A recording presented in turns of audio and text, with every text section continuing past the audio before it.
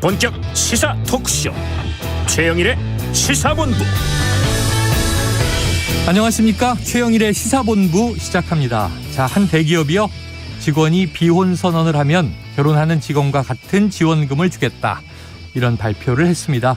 자, 과거처럼 결혼이 필수가 아니라 선택이 된 시대에 이 다양성을 존중하기 위해 만든 제도라는 건데요. 자, 기본급 100%와 특별 유급휴가 5일을 한 직원이 비혼 선언 1호로 받았다고 하네요. 자, 새해가 오고 이렇게 1호 비혼 선언이 나오자 사내 게시판도 뜨거웠다고 하는데요. 자, 여러분들의 생각은 어떠신지 궁금합니다. 한 3주 후면 이제 설 명절이 다가오죠. 여러 세대가 모이면 이 찬반양론, 갑론을박도 있을 것 같습니다. 저희 할머니 같았으면 이 저출산이라고 하는데 시집장가 보내야지, 왜 그러누, 이렇게 얘기하셨을 것 같은데요. 또 이 MZ세대는 형평성에 맞는 당연한 일이다, 이렇게 공감할 것도 같습니다. 그런데 이 세태 비판, 이 세태 유감을 일반화하기보다는요, 나 자신의 선택이 중요한 것입니다. 각자 내 삶, 내 인생을 잘 결정하는 과정과 결과가 모여서 사회 분포를 이룰 때 그것이 그 시대를 표현하는 대세가 됩니다. 자, 지금 우리 사회 결혼과 비혼의 사이, 또 그 차이는 얼마나 될까? 그 밖에 다양한 우리 생애 주기의 선택들은 어떤 모양을 만들어낼까 궁금합니다. 최영일의 시사본부 출발합니다. 네, 오늘 1부에서는요, 오늘의 핵심 뉴스를 한입에 정리해드리는 한입뉴스 기다리고 있고요. 2부 10분 인터뷰, 지난해 말 이 누리호의 주역인 고정환 본부장 등의 사퇴서 제출로 불거진 한국항공우주연구원 내 갈등, 그 원인이 무엇인지 좀 알아보겠습니다. 이어서 정치권 취재 뒷이야기를 들어보는 불사조 기자단, 그리고 IT본부가 준비되어 있습니다. 자, 1부 마지막에 신청곡을 들려드리고 있죠. 디저트송. 오늘도 듣고 싶은 노래가 있으시면요, 문자 샵 9730으로 자유롭게 보내주시기 바랍니다. 짧은 문자는 50원, 긴 문자는 100원이고요. 오늘의 디저트송 선정되신 분께는 치킨 쿠폰을 보내드리고 있습니다. 자, 오늘도 많은 참여 기다리겠습니다. 최영일의 시사본부 한입뉴스. 네, 오늘의 핵심 뉴스를 한입에 정리해봅니다. 한입뉴스. 자, 박정호 오마이뉴스 기자, 그리고 헬마우스 임경빈 작가 나와 계십니다. 어서 오세요. 안녕하세요. 자, 이 윤석열 대통령이요, 미국의 핵전력을 공동기획, 공동연습 개념으로 운용하는 방안을 논의하고 있다. 이게 이제 신년 매체와의 인터뷰에서 나왔던 이야기인데, 이게 조 바이든 미국 대통령이 관련 질문에 노라고 답변했다고 해서 조금 이게 문제가 있었어요? 네, 그러니까 윤 대통령이 어제자 조선일보 인터뷰에서 핵무기는 미국의 것이지만 정보 공유와 계획, 훈련을 한미가 공동으로 해야 된다, 이렇게 말을 했고, 네, 또 이런 이 합동 계획과 훈련이 미국의 확장 억제를 보다 효과적으로 이행하는 것을 목표로 할 거다. 미국도 상당히 긍정적인 입장이다, 이렇게 강조를 했습니다. 그런데 이제 바이든 대통령이 어제 휴가를 마치고 백악관으로 복귀하는 과정에서 취재진이 이제 물어봤어요. 그러니까 지금 한국과 공동 핵 연습을 논의하고 있느냐, 이런 질문했는데 바이든 대통령이 아니다라고 답변한 겁니다. 네네. 그래서 이것도 놓고 봐서 윤 대통령이 밝힌 것과 바이든 대통령의 이 생각, 발언이 다른 거 아니냐, 네네, 다른 답변이 나온 거 아니냐, 이런 지적이 있었거든요. 그러자 대통령실에서 오늘 오전에 해명을 했는데요. 핵 전쟁 연습과 핵 공동기획 공동연습 개념의 차이를 이해하지 못한 데서 빚어진 오해다, 이런 입장을 내놨습니다. 네네. 그러니까 김은혜 대통령실 홍보수석이, 아니 바이든 대통령의 발언을 보면 거두절미하고, 그러니까 핵 전쟁 연습을 논의하고 있는지 물으니까 당연히 아니다라고 답할 수밖에 없는 거였다. 그러니까 핵 전쟁 연습, 그러니까 조인트 뉴클리어 엑서사이즈, 이거는 핵 보유국들 네네, 사이에 가능한 용어인데 그렇게 질문을 했으니까 당연히 아니다라고 얘기하는 거 아니겠냐, 이렇게 얘기하면서 이 윤 대통령이 얘기한 거, 지난해 11월 미국에서 한미 국방부 장관이 참석한 가운데 열린 제54차 한미 안보 협의 회의에서 네, 합의된 내용이다, 이렇게 강조를 했습니다. 그래요. 신년이 되자 이제 윤석열 대통령이 북한의 핵 도발에 대한 일종의 좀 강력한 대응책을 네, 인터뷰에서 말했는데 미국 대통령은 노라고 하니까 이게 무리가 빚어졌던 건데, 자, 우리 대통령실의 해명은 이게 조인트 누클리어 엑서사이즈라고 하는 로이터 통신 기자의 질문이 잘못됐던 것이다. 그런데 이제 중요한 건 백악관 입장인데요. 뭐 추가적인 입장 나왔습니까? 추가적인 입장 나왔습니다. 지금 이제 바이든 행정부의 고위 당국자가 언론에 이제 공개한 내용인데 미국과 한국은 확장 억제를 강화하기 위해서 함께 노력하고 있다 이렇게 얘기를 하면서 여기에는 북한의 핵무기 사용을 포함한 일련의 시나리오에 대한 한미 공동의 대응을 모색하는 테이블탑 연습도 포함된다라고 이제 밝혔는데요.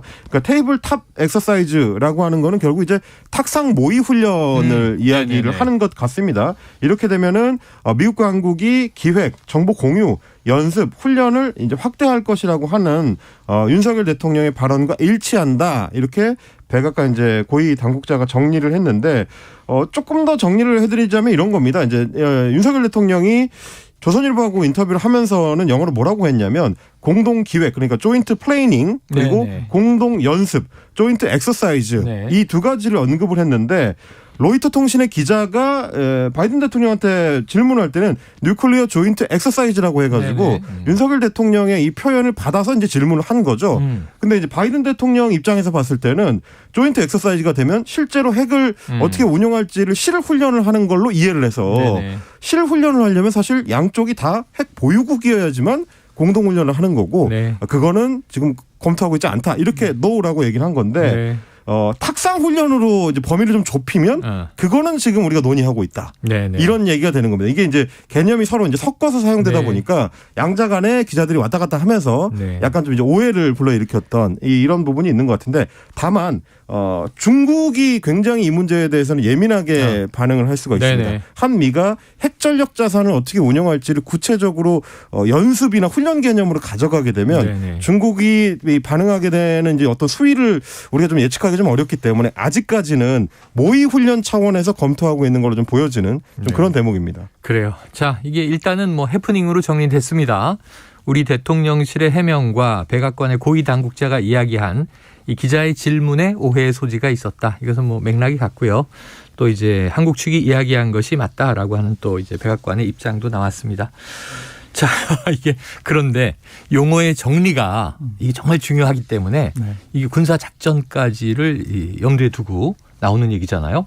표현 하나가 잘못되면 이렇게 오해가 생길 수 있다는 걸 우리가 또 경험을 했으니까 한미 간에도 그렇고 특히 이제 국내에서도 용어의 정리가 좀 명확할 필요가 있겠다. 질문은 되게 쉬워요. Mr. President, are you discussing joint nuclear exercise with South Korea right now? 이렇게 물어보는데 이거 쉬운 영어거든요.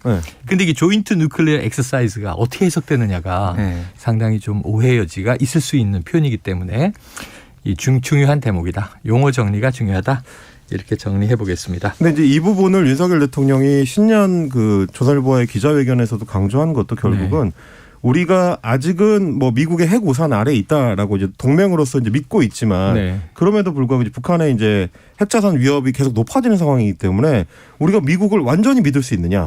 결정적일 때 미국이 우리를 핵 우산으로 보호해 줄 수 있는 신뢰가 100% 보장되느냐. 이거에 대해서 이제 불안해하는 국민들이 많다 보니까 윤석열 정부는 이제 지난 그 대선 기간 때부터 계속해서 우리도 나토 수준의 핵공유 프로그램을 같이 좀 운영을 할 필요가 있지 않겠느냐. 이거를 강조를 해왔던 거고요. 결국 이번에 대통령이 이야기한 것도 공동기획과 연습을 통해서 사실상 나토 수준의 혹은 그걸 넘어설 수 있는 수준의 이제 한국형 핵공유 프로그램을 같이 만들어가자 이제 이런 계획이기 때문에 좀 그런 어떤 세밀한 접근들이 앞으로도 좀 필요해 보입니다. 그래요. 지켜봐야 될 사안인데 어쨌든 그 때문에 미국이 결정적인 시기에 우리를 도와줄 수 있을 것인가? 그렇습니다. 그런 시기는 결코 오지 않아야 됩니다만 그런 이제 의구심 때문에 국내 또 보수 일각에서는 자체 핵무장론이 나오기도 하는 거잖아요. 자, 잘 탄탄하게 늘 이제 한미 동맹 빗셀 틈 없이 이런 얘기가 나오는데 잘 갖춰지길 기대해 보고요. 다음 이슈로 넘어가 봅니다. 자, 전장현 전국장애인 차별철폐연대. 자, 오늘 지하철 4호선 동대문 역사 문화공원역에서 승차를 저지당했군요. 그렇습니다. 그러니까 오늘 오전 10시 30분부터 4호선 삼각지역에서 지하철 탑승 시위를 재개하겠다라고 예고가 돼 있었어요. 하지만 이 전장현에서는 갑작스럽게 시간과 장소를 바꿨습니다. 오전 8시 4호선 성신여대 입구역에서 거기서 이제 기자회견을 하고 뭐 선전전을 이어가는 상황이었거든요. 그러니까 이렇게 기습 시위를 한 다음에 지하철을 타고 오다가 동대문 역사문화공원역에서 하차해서 다른 활동가들이나 회원들과 결합을 해서 다시 타려고 했습니다. 그런데 그때 가로막힌 거예요. 서울교통공사 직원들이 현장에서 이걸 제지했고 또 경찰도 출동을 했었는데 공사 측은 이 전장현의 소음해기 중단 또 퇴거 이걸 요구하면서 불용하면 열차 탑승을 막겠다라고 경고하는 그런 상황이었습니다. 뭐 이렇게 뭐 대치가 이어지다가 한 11시 1분쯤에 이 공사 측에서 이 탑승을 허용하면서 대치는 풀렸는데요. 이 전장현 측에서는 오늘도 오전 11시에 삼각 지역에서 기자회견을 열고 오세훈 서울시장의 이 무관용 원칙 여기에 대해 비판을 하고 앞으로도 올해도 이제 260일 정도 이제 평일이 계산이 되더라고요. 계속해서 매일매일 이렇게 시위를 이어가겠다라고 강조했습니다. 그래요. 이게 어제도 전해드렸는데 이게 법정에서 조정안을 낸 것을 전장현은 수용하겠다. 서울시도 좀 수용해달라. 서울시 측은 지금 5분이라는 시간이 얼마나 긴지 아느냐. 그렇습니다. 1분도 어렵다 이런 얘기를 이제 내놓고 있는 거죠.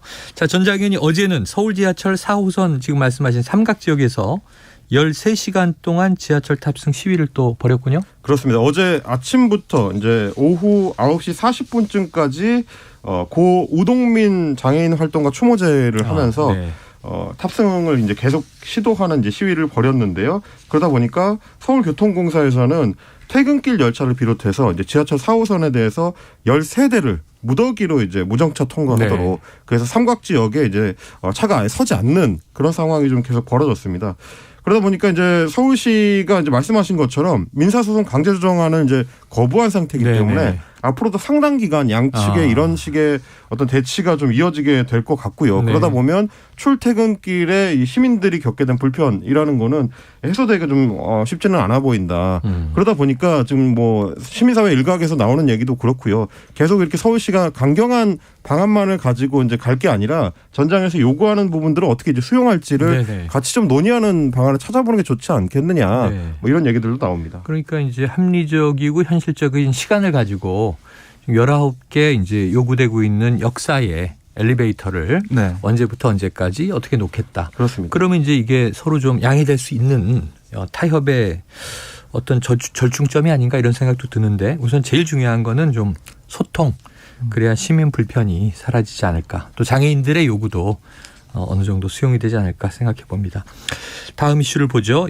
우리가 신년 초 어제 시무식이라고 말씀드렸는데 윤석열 대통령이 이제 신년사를 냈고 신년 기자회견은 없었고 아직 없는 상황이고 대신 이제 신년 인터뷰가 한 며칠 실렸죠. 근데 여기서 이제 중대선거구제로의 선거제도 개편 이야기가 나왔습니다. 자, 어제 이제 오부 요인 모여서 신년 인사회도 있었는데요. 윤석열 대통령과 김진표 국회의장이 선거제 개편에 한 목소리를 냈다. 그럼 이제 중대선거구제가 좀 탄력을 받는 걸까요? 우선 윤 대통령이 이렇게 중대선거구제에 대해서 뭐 대표성을 좀 더 강화하는 방안을 검토해 볼 필요가 있다라고 긍정적인 입장을 내놓은 상황이잖아요. 그렇기 때문에 여당 입장에서는 윤 대통령의 이런 발언을 좀 받아서 아마 선거구제 개편이 필요하다 이런 얘기를 할 수밖에 없는 상황이고요. 또 김진표 의장이 어제 국회 시무식 직후 기자들에게 뭐라고 했냐면 현행 소선구제가 사표가 많이 발생하고 또 국민의 뜻이 제대로 결과에 반영되지 못하는 승자 독식의 선거제도 그렇지 않냐. 그러니까 그로 인한 정치권의 대립과 갈등을 증폭시키는 면이 있다. 그래서 대안 중 하나로 중대선거구제도 있고 그리고 연동형 비례대표제를 포함한 여러 대안이 다 있는데 그런 여러 대안을 잘 혼합해서 새로운 이 선거법을 마련할 필요가 있다. 이렇게 또 강조를 했습니다. 그래서 지금 정치개혁특별위원회가 마련돼서 꾸려져 가지고 논의를 좀 하고 있거든요. 늦어도 2월 중순까지는 선거법 개정안을 좀 복수로 제안하고 300명 의원 전원이 참여하는 전원위원회 회부를 해서 3월 중순까지는 내년에 시행할 총선 선거제도 확정할 계획이다. 이렇게 또 못을 박았습니다. 일정까지 나왔어요. 자, 중대선거구제가 이제 내년으로 다가오고 있는 이 총선에 시행이 된다면 여러 가지 좀 파장이 있을 것 같은데 자 먼저 이 중대선거구제가 현재 소선거구제잖아요.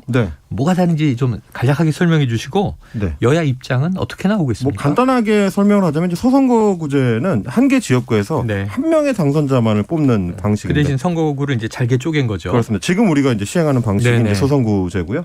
중대선거구제로 하면 지금 예를 들면 뭐 갑, 을, 병 이렇게 한 개 구를 인구의 분포에 따라서 이제 여러 개를 쪼개서 선거구를 만든 만들고 거기서 각 한 명씩의 이제 당선자를 선출하는 방식. 이게 지금 소선구제라면 묶어버리는 거죠. 네. 갑, 을, 병을 하나로 묶어서 뭐 예를 들면 강동구 지역구에 서초구 그렇습니다. 뭐 2명의 당선자를 낸다. 3명의 당선자를 낸다. 인구에 따라서. 그렇습니다. 그러면 이제 1, 2위가 당선될 수도 있고 1, 2, 3위가 당선될 수도 있고 이게 이제 종대선거구제를 뜻하는 건데 이렇게 재편성을 했을 경우에는 원래는 지역구도 타파에 어느 정도 도움이 될 수 있지 않겠느냐라는 주장도 있었습니다. 왜냐하면 이제 사표도 줄어들고 그렇습니다. 영남 지역구라든지 호남 지역구라든지 이런 곳은 대체로 양당에서 이제 서로 독식하는 구조로 돼 있었는데 거기도 공천만 받으면 당선된다 이런 룰이잖아요. 그렇죠. 이제 뭐 예를 들면 영남에서는 국민의힘이 무조건 유리하고 호남에서는 민주당이 무조건 유리하고 이런 게 있었는데 3명까지 당선시킨다고 하면 그 중에 뭐 국민의힘도 들어가고 민주당도 들어가고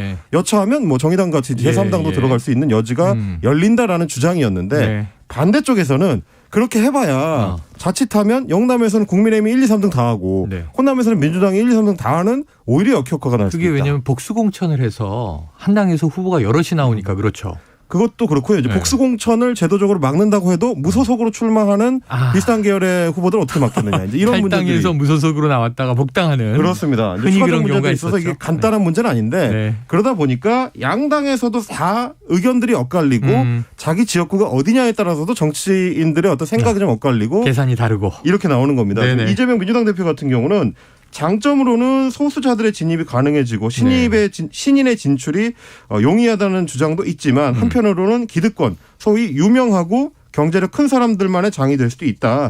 그래서 장단점을 다 고려해서 당내 의견을 모아가는 중이다라고 이야기를 했고요. 국민의힘 같은 경우는 그동안에는 이 선거제도 개편에 좀 소극적이었는데 대통령이 신년사에 준하는 기자회견에서 이런 얘기를 했기 때문에 인터뷰에서. 바로 이제 반대하기는 좀 어려운 분위기가 형성이 되고 있고요. 그래서 주호영 원내대표 같은 경우도 오늘 아침에 있었던 원내대책 회의에서 지금까지 계속되어온 소선구제에 대한 폐단들이 많이 지적되고 있기 때문에 이제부터라도 장단점을 치열하게 토론해서 우리에게 가장 적합한 제도에 대한 합의를 만들어내야 될 것이다. 이렇게 얘기를 했습니다.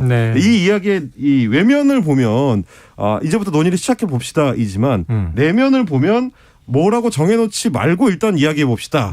쪽에 조금 더 무게가 가 있는 거라서 중대선거구제를 꼭 합시다라는 거는 아닌 걸로 양쪽 다 보이는 그래서 굉장히 좀 조심스럽게 봐야 되는 측면들이 좀 있습니다. 여러 가지 지금 해석과 분석들이 나오고 있는데요. 어쨌든 이제 정치적으로 좀 뜨거운 이 탄력을 받고 있는 것 같습니다. 박지원 전 국정원장 보니까 이 야당의 의제를 대통령에게 선점당했다. 뭐 이런 또 얘기도 하고요. 지켜보도록 하죠. 왜냐하면 지난 20대 국회에서도 이 선거제 개편을 했어요. 근데 지난 이 총선 보셨지만 위성정당이라는 게 등장해서 좀 다당제, 지금 얘기한 대로 선택의 다양성을 좀 보장하자라고 개편한 선거제도가 엉뚱한 위성정당으로 비례대표를 또 양당이 싹쓸이 하지 않았습니까? 그렇습니다. 이게 결국은 꼼수를 자꾸 쓰면 특히 이제 국회에서 일하시는 분들이 정치인들이 그럼 이게 잘 만든 제도도 이게 참 의미가 없어지더라. 이걸 국민들이 경험하고 있기 때문에 이번에 어떻게 될지 지켜봐야 되는데 지금 내년 4월이 총선이고 1년여 남았으니까 선거구제 개편은 시한이 있잖아요. 1년 전까지 해야 돼요. 그래서 4월에 올 4월까지 그렇습니다. 법제가 개편돼야 된다. 촉박합니다. 촉박한 상황이고 그리고 이제 오는 3월 8일 국민의힘 전당대회가 또 있잖아요. 그렇죠. 그 전까지 여야 논의가 좀 현실적으로 이루어지기 어렵지 않을까 하는 얘기도 있습니다. 그리고 뭐 긍정적으로 평가하는 의원들의 목소리도 많이 나오고 있는 반면에 민주당 쪽 얘기를 들어보니까 반대하는 목소리도 많더라고요. 왜냐하면 소선구제가 가지고 있는 뭐 단점도 있지만 대통령제 하에서는 소선구제가 더 맞는 거 아니냐라는 그런 지점 그리고 중대선거구제의 폐해라고 할까요? 그러니까 이 뭔가 명망가들 이름이 알려진 사람들이 다수 다 당선되기 때문에 초선과 재선 의원들은 불리하다 이런 얘기도 나오고 있어요. 그러니까 국민의힘 쪽에서는 대통령이 중대선거구제 얘기를 했기 때문에 뭐 공개적으로는 어떨지 모르겠지만은 민주당 쪽에서는 반대 입장이 좀 나오고 있는 그런 상황입니다. 그래서 사실은 뭐 아까 이제 지난 총선 때 있었던 그 이제 비례대표 제도가 악용되는 사례를 말씀해 주셨는데 어떤 제도든지 마찬가지긴 합니다. 그래서 정당 민주주의 차원에서 봤을 때는 당원들이 후보를 공천할 수 있도록 장치를 만드는 게 제일 좋은 것 같지만 실제로 이제 정치학 쪽에서 이제 연구한 결과들을 보면 더 많은 신인 정치인들이 발굴되고 더 적극적으로 전출할 수 있게 해주는 제도적 장치는 오히려 당대표를 중심으로 공천권을 일방적으로 행사하는 것이다. 정당 내에서 신인을 다수 공천하고 그렇죠. 좀 과도하게 다선한 중진들은 좀 물러나고 그렇죠. 이 물갈이를 정당 내에서 우선하는 게 먼저지. 그 이제 당원 민주주의라는 대원칙과 또 안 맞는 그런 결과들이 실제로 나오다 보니까 제도적 장치라는 걸 설계할 때는 굉장히 좀 섬세하게 접근을 해야 된다라는 얘기고요. 그러다 보니까 이제 박정원 기자님 지적하신 것처럼 4월 10일까지 이걸 마무리를 해야 되는데 남은 기간 동안에 그게 가능하겠느냐 물리적으로. 그러다 보니 결국 이제 여의도 일각에서 나온 얘기는 대통령이 이 의제를 던진 것 그리고 이제 국민의힘 내부의 움직임으로 봤을 때 이게 소위 말하는 이제 정계 개편을 위한 하나의 이제 핑계일 뿐이고 실질적으로 이 제도적 장치를 마련하려는 것에 대해서는 실효성이 없는 거 아니냐. 또 이런 분석들도 한편에서 나오고 있습니다. 알겠습니다. 그리고 예측 하나만 더 전해드리면 국민의힘의 김종인 전 비상대책위원장이 오늘 KBS 최경영의 최강시사 인터뷰를 오늘 했어요. 아침에요. 그렇습니다. 근데 내년에 당장 총선인데 지금 국회에서 중대 선거구제 한다고 해서 과연 실현이 되겠느냐? 거의 불가능하다. 이렇게 또 예측을 했습니다. 알겠습니다. 그래서 제가 어제 그 말씀드렸던 신년 기자회견 관련해 가지고 추가로 하나 더 말씀을 드려야 될 것 같은데. 신년 기자회견 아직 없었고 인터뷰. 신년 기자회견이 없었고 이제 87년 이제 민주화 체제 이후에 대부분의 대통령들이 이제 했다. 이제 어제 제가 그 말씀을 드렸는데 2000년까지 87년부터 2000년까지를 봤을 때는 96년에 이제 김영삼 전 대통령이 건너뛰었던 경우가 이제 한 개 사례가 있고요. 2000년 이후에 우리 이제 민주화가 어느 정도 안정화된 이후로는 뭐 노무현 전 대통령이라든지 김대중 전 대통령은 매년 꼬박꼬박 했었고 이명박 전 대통령 같은 경우는 첫 해 신년 기자회견을 하고 그 뒤로는 이제 신년 연설로 가름하는 형식을 주로 취했었다라는 차이를 좀 한 번 더 말씀을 드리고 싶은 게 지금 저희가 이제 중대선거구제 가지고 이 얘기를 하는 것도 사실 신년 기자회견이 있었더라면 기자들이 조금 더 활발하게 좀 질문을 하고 이 논의가 좀 무르익을 수 있는 어떤 계기가 됐었을지도 않았을까 뭐 이런 생각을 좀 하게 됩니다. 네, 자 지금 시간 12시 42분을 향해 가고 있습니다. 자, 점심시간 교통 상황 알아보고 이어가겠습니다. 교통정보센터의 이현 리포터 나와주세요. 네, 교통량은 많이 줄었습니다. 현재 심한 정체는 돌발 구간 중심으로 나타나고 있습니다. 먼저 제2경인고속도로 북의왕 부근입니다. 방음터널 화재 사고 수습 오늘도 계속되고 있습니다. 석순 아들목에서 산마 구간의 통제는 여전한 상황이니까요. 우회 도로를 미리 생각하고 이동하시는 게 좋겠습니다. 이 통제 여파로 성남 쪽으로 가는 차량들 광명터널부터 속도가 떨어지는데요. 우회하는 석순 아들목까지는 이렇게 많이 밀리고 있습니다.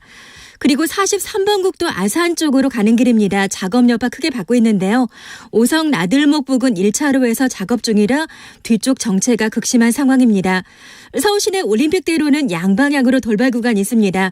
공항 쪽으로는 성수대교 부근에서 사고를 처리 중이라 뒤쪽으로 정체고요. 하남 쪽으로는 노량진에서 한강대교 쪽으로 고장난 차 여파를 받고 있습니다. KBS 교통정보센터였습니다.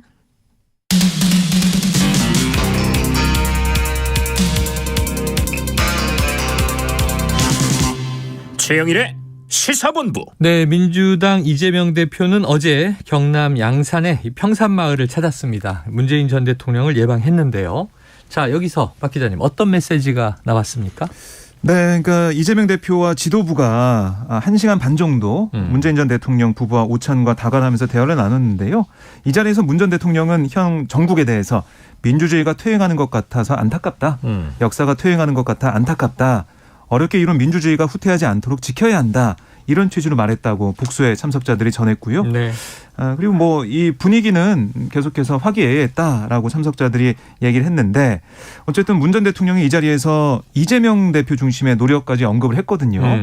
결국 이 민주주의 후퇴라는 현 지금 민주당의 기조, 비판 지점과 문재인 전 대통령의 이제 발언이 이제 맞아 들어가는 부분이 있기 때문에 공감이 나왔기 때문에 검찰 조사를 앞두고 있는 이재명 대표 입장에서는 이 비이재명계, 그러니까 친문계와의 화학적 결합을 좀 도모할 수 있는 단일 대우를 유지할 수 있는 그런 하나의 뭔가 세레모니가 됐다 이렇게 좀 보고 있는 것 같습니다. 자, 민주주의가 이제 후퇴하고 있는 것 아니냐 이런 전제를 깔고 있고 이 전임 대통령과 현 야당 또 제1당 대표가 만난 거예요.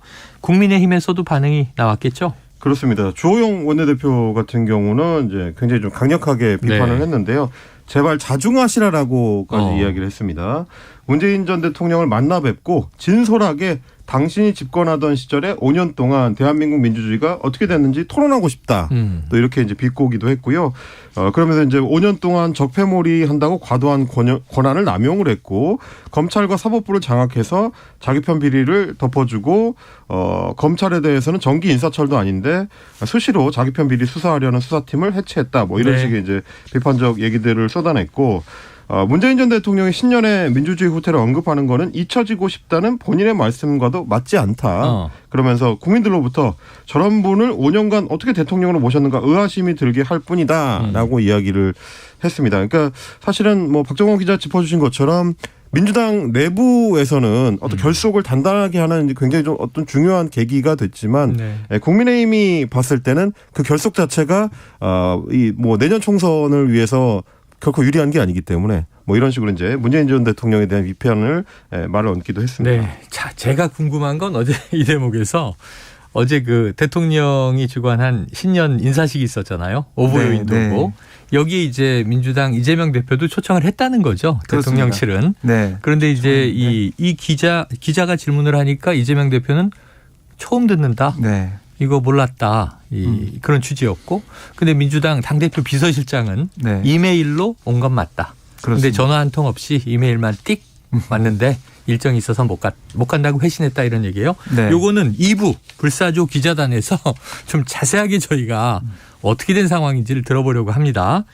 자, 다음 이슈로 넘어가 보죠. 이 정부가 주택시장 경착륙을 막기 위해서 규제 지역을 대거 해제한다. 자, 어떤 내용입니까? 네, 지금 여권 고위 관계자 얘기가 좀 나오고 있는데요. 강남, 서초, 송파구, 이른바 강남 3구와 용산구를 제외하고 부동산 관련 규제를 몽땅 다 풀 거다. 이렇게 얘기를 했다는 거예요. 그러니까 문재인 정부 때 부동산 가격이 급등하면서 어떻게 보면 부동산 규제를 더해 왔잖아요. 그랬죠. 이 규제를 대거 푸는 건데 특히 이제 투기 지역, 투기 과열지구 전면 해제가 유력한 상황이다라고 볼 수가 있겠습니다. 그러니까 지금 보면은 부동산 시장 아마 경험해 보신 분은 아시겠지만은 집을 내놔도 안 팔리고 또 이 전세가 안 빠져가지고 어디 가지도 못하는 상황. 뭐 거래 절벽이라고 하죠. 그렇습니다. 거래 절벽이고 뭐 빌라 문제도 많이 터져 있는 상황 아니겠습니까? 이제 이 거래를 좀 활발하게 좀 해서 경착륙을 막겠다라는 정부의 계산 전략이 좀 들어 있는 거예요. 이렇게 되면은 어떻게 보면은 문재인 정부 시절 전으로 돌아가서 부동산 시장 활성화에 계속해서 박차를 가하게 되는 건데, 근데 과연 지금 대세가 금리 인상이나 아니면 경기 침체가 눈에 보이는 상황에서 이렇게 풀어준다고 해도 과연 살 사람이 있겠느냐 이런 지적도 나오고 있는 거고요. 그리고 이렇게 다 풀어준다는 것은 정말로 부동산 시장이 어렵구나. 지금 들어가면 안 되겠구나. 이런 시그널을 준다. 이런 분석도 있습니다. 네. 이건 또 이제 어떤 구체적인 조치들이 취해지는지 부동산 정책이 공식적으로 발표되면 저희가 한번 분석을 해보도록 하겠습니다. 이제 결국에는 수요를 자극을 해서 이제 부동산 경기를 어느 정도 좀 안정화를 시켜보겠다. 혹은 떨어지더라도 좀 이렇게 부드럽게 착륙할 수 있도록 연착륙을 유도하겠다라는 의지를 보인 것 같은데요. 대체적으로 이제 부동산 시장 전문가들이 하는 얘기는 결국 부동산 경기를 결정하는 거는 유동성이고 그 유동성은 대출 금리가 지금 목줄을 쥐고 있는 상황이기 때문에 한국은행이라든지 이제 미국의 연준이라든지 다 대체로 금리를 올려가는 분위기에서는 정부의 조치만으로 그런 연착륙 유도가 쉽지는 않을 것이다.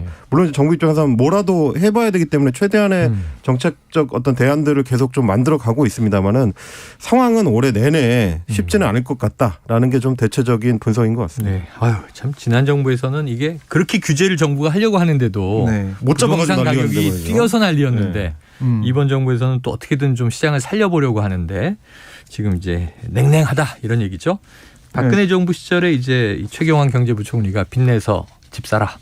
이 무리가 좀 있었는데 지난 연말에 또 사면 복권되니까 그 생각이 나더라고요. 네. 그리고 뭐 원희룡 국토부 장관이 이번에 그 새해 연초에 한 방송에 출연해가지고 집값은 국가가 어쩔 수 없다. 뭐 이렇게 얘기했어요. 근데 이 말을 들으면서 아마 많은 분들이 아니 그렇게 이제 집값 못 잡는다고 집값이 문제다라고 많은 비판 여론이 있었는데 비판을 당시 뭐 야당에서 했었는데 지금 이제 와서 정권 바뀐 다음에 집값은 국가가 어쩔 수 없다 이런 발언이 나오는 것 자체 물론 이 여러 가지 맥락상 보면은 이 부동산은 계속해서 우리가 이제 규제나 이런 것들 해소해가면서 경착륙이 아니라 연착륙 가야 된다 이런 취지에 나온 말이지만 국가가 어쩔 수 없다라고 한 그 얘기가 주무장관 입에서 나온 건 좀 문제가 있는 게 아니냐 이런 비판도 나오고 있습니다. 네, 자 어쨌든 이 부동산 계속 지켜봐야 될 것 같습니다. 정권 교체의 제일 또 큰 축 중에 하나를 LH 사태를 비롯해서 부동산 문제로 짚은 전문가들도 많기 때문에 이번 정부도 이제 주목을 받고 있는 거죠. 다음 이슈로 가봅니다. 오늘이요 중국발 입국자에 대한 고강도 방역 대책이 시행된 첫날인데 좀 어떤 상황입니까? 네, 지금 어제 이제 검사를 했잖아요. 검사를 해서 중국발 항공기의 국내 기착지 인천도 일원화가 됐고 새해부터 시작이 된 거죠. 그렇습니다. PCR 검사는 이 중국에서 배편을 국내에 입국하는 하선자에도 적용되고 있는 상황인데요. 어제 이제 검사를 쭉 해봤습니다. 그랬더니 생각보다 많은 사람들이 감염이 돼 있더라. 그러니까 5명 중에 1명은 감염이 됐다. 이걸 알 수가 있었거든요. 자, 그만큼 이 중국에서의 확진자들이 좀 폭증하고 있는 상황. 이게 고스란히 해외에도 우리나라 포함한 다른 나라에도 영향을 줄 수밖에 없는 거 아니냐 이런 지적이 나오고 있는 상황입니다. 네, 자 오늘 아침 속보를 보니까 이제 홍콩과 마카오발 입국자도 검사를 시행한다. 그렇습니다. 이게 나왔는데 전체적으로 우리나라 외에도 중국에 대한 방역 규제를 좀 강화하는 나라가 늘어나고 있다고요? 많아지고 있습니다. 지금 이제 중국에 대해서 직접적으로 이 PCR 검사 등을 비롯해서 일종의 이제 규제책을 시행하는 나라가 전 세계 14개 국가로 지금 늘어나서 네네. 확인이 되고 있는 상황이고 모로코 같은 경우는 뭐 이제 PCR 검사가 음성이더라도 아예 입국이 안 되는 중국발로 오는 사람들 같은 경우는 아예 입국을 차단하는 조치까지도 좀 적극적으로 취하고 있습니다. 지금 전 세계가 이렇게 그 중국발로 들어오는 확진자들에 대해서 예민한 이유 중에 하나는 최근 들어가지고 코로나19 오미크론 변이의 하위 변이가 추가적으로 계속 늘어나고 있어서 게다가 이 하위 변이들 중에서도 면역 회피력이 굉장히 강한 종들이 있어서 그걸 이제 미리 막기 위한 건데요. 예를 들면 XBB 1.5 변이 같은 경우는 굉장히 좀 그 전파 속도도 빠르고 면역 회피 능력이 우수한데 지금 미국에서 굉장히 좀 유행이 많이 되고 있거든요. 백신이 무효하다 이런 얘기가 나오더라고요. 그렇습니다. 근데 이제 아직까지는 이 바이러스가 중국에 유입되지는 않은 상황으로 보여지는데 조만간 퍼지게 될 거라서 그렇겠죠. 그 파급 효과를 좀 줄이기 위한 조치다 이렇게 보시면 될 것 같습니다. 알겠습니다. 자 여기까지 오늘 한입뉴스 정리하겠습니다. 지금까지 박정호 기자, 임경빈 작가 수고하셨습니다. 고맙습니다. 자 새해를 맞아서요 청취자 여러분께 감사의 마음을 담아서 준비했습니다. 최영일의 시사본부에서 쏘는 커피 자 또 등장했습니다. 최영일 커피 추첨을 통해서 드리고요. 새해 복 많이 받으시라는 마음을 담았습니다. 자 짧은 문자 50원 긴 문자 100원 드는 샵 9730으로 보내주시면 저희가 이 추첨을 통해서 보내드릴 거고요. 또 소중한 청취 의견 감사하게 받겠습니다. 자 오늘의 디저트송은 이 청취자 8271님 자 졸업 시즌입니다. 오늘은 사랑하는 조카의 초등학교 졸업식이네요. 요즘은 졸업식을 1월에 하더라고요. 졸업하는 모든 학생들 축하하고 응원합니다. 격려 메시지와 함께 더 클래식의 졸업을 신청해 주셨습니다. 노래 듣고 2부로 돌아옵니다.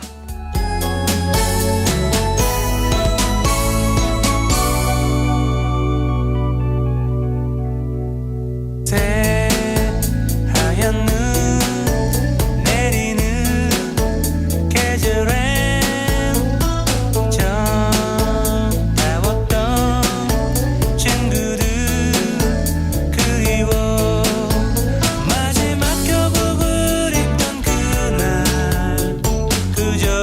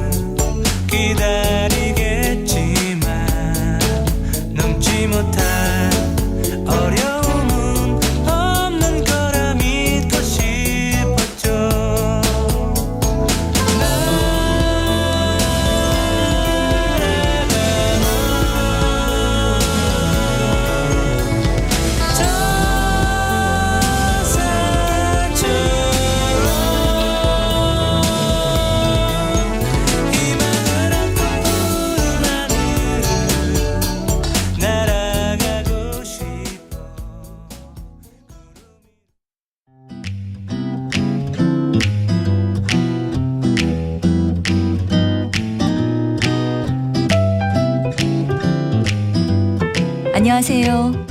바른말 고운말입니다. 우리말 속담에 금일 충청도, 명일 경상도가 있습니다. 일정한 주소가 없이 이곳저곳으로 정처 없이 떠돌아다닌다는 것을 비유적으로 이르는 말인데요. 이 속담에 나오는 금일은 오늘을 뜻하는 한자어고 명일은 내일이라는 한자어와 같은 뜻으로 쓰이는 또 다른 한자어입니다. 오늘을 기준으로 해서 그 전과 그 후에 오는 날을 가리키는 말을 시간 순서대로 해보면 그제 또는 그저께, 어제, 오늘, 내일, 모레, 글피, 그글피 이렇게 되는데요. 이 중에서 내일만 유일하게 한자어입니다. 그럼 올해를 기준으로 해서 그 전과 그 후에 오는 해를 가리키는 말을 한번 알아볼까요? 재작년, 작년, 올해 또는 금년, 내년, 후년, 내후년 이렇게 되는데요. 대부분 한자어로 되어 있습니다. 작년은 지난해라는 고유어 표현이 있고 내년은 보통 다음 해라고 우리가 말하기는 하지만 이것이 한 단어로 된 표현은 아닙니다. 그 외에도 우리가 자주 사용하지 않아서 잘 모르는 우리 고유어 표현들이 있는데요. 그럭게와 그끄럭게라는 표현이 있습니다. 그럭게는 재작년을 뜻하고요. 그끄럭게는 재재작년을 뜻하는 고유어 표현입니다. 아름다운 우리말 표현도 안 쓰다가 보면 어느 사이인가 생활 속에서 사라질 수 있으니까요. 우리말 표현을 찾아서 쓰는 노력도 필요하겠습니다. 바른말 고운말 아나운서 변희영이었습니다.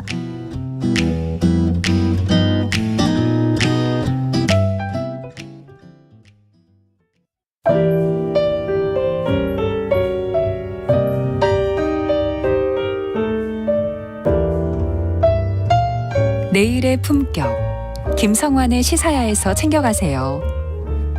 하루를 마무리하는 시간 꺼내보는 당신의 지식 창고. KBS 1라디오 김성환의 시사야. 평일 밤 10시 5분 여러분을 찾아갑니다.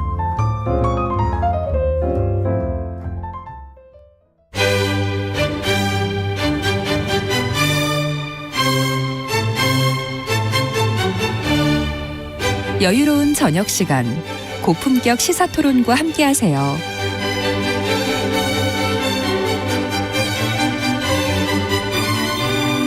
평일 저녁 7시 20분 KBS 열린 토론 정준희 교수와 함께합니다.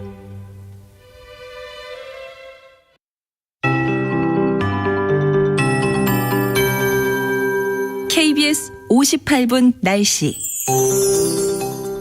어제부터 다시 강추위가 기승을 부리고 있습니다. 오늘 아침 어제보다 기온이 2도에서 5도가량 낮았는데요.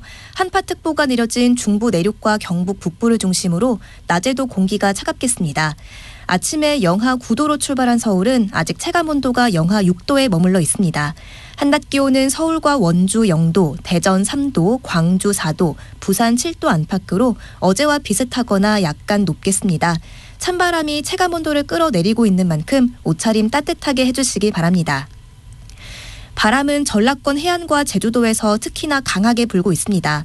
또 동쪽 지역은 대기가 점점 건조해지고 있어서 화재 위험이 큰 상황인데요. 강원 영동 산지에 이어서 부산, 울산, 포항 등 경상권 동부에도 건조 경보가 내려졌고 그 밖에 경상권과 전남 동부, 일부 서울 경기 지역까지 건조주의보가 확대했습니다. 불씨관리 철저히 해주시기 바랍니다. 내일 아침도 서울은 영하 6도, 광주, 대구 영하 4도로 매우 춥겠고요. 금요일에 중부지방과 전라권에 비나 눈이 내린 뒤 토요일 아침은 서울과 대전, 대구가 0도까지 올라서겠습니다. 내일 오전에 수도권의 공기가 좀 탁하겠고요. 밤에는 전라권과 제주도에 국외 미세먼지가 날아올 가능성이 있습니다. 지금 서울의 기온은 영하 1.2도입니다. 박다효입니다.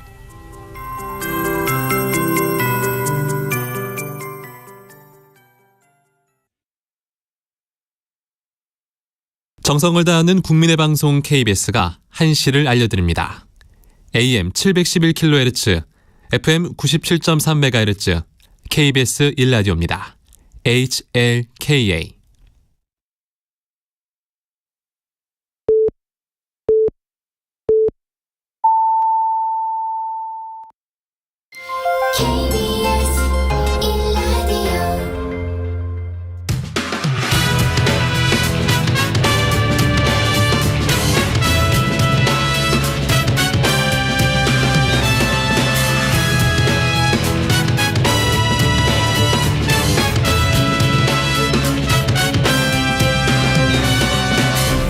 KBS 1라디오 최영일의 시사본부.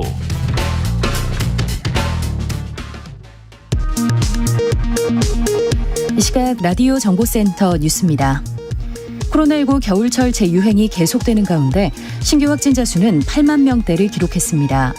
위중증 환자 수는 사흘 연속 600명대로 집계됐고 사망자는 29명 발생했습니다. 여야가 이태원 참사 국정조사 기간 연장과 1월 임시국회 소집 등을 논의했지만 합의에 이르지 못했습니다. 조 바이든 미국 대통령은 현지 시간 2일 기자단으로부터 지금 한국과 공동 핵 연습을 논의하고 있느냐는 질문을 받고 아니다라고 답했습니다. 이와 관련해 한국 대통령실은 한미 양국은 북핵 대응을 위한 미국 보유 핵 전력 자산의 운용에 관한 정보 공유, 공동 기획, 이에 따른 공동 실행 방안을 논의하고 있다고 밝혔습니다. 장애인 권리 예산의 증액을 요구해온 전국 장애인 차별철폐연대가 어제에 이어 오늘도 지하철 시위에 나섰습니다. 지금까지 라디오 정보센터 조진주였습니다.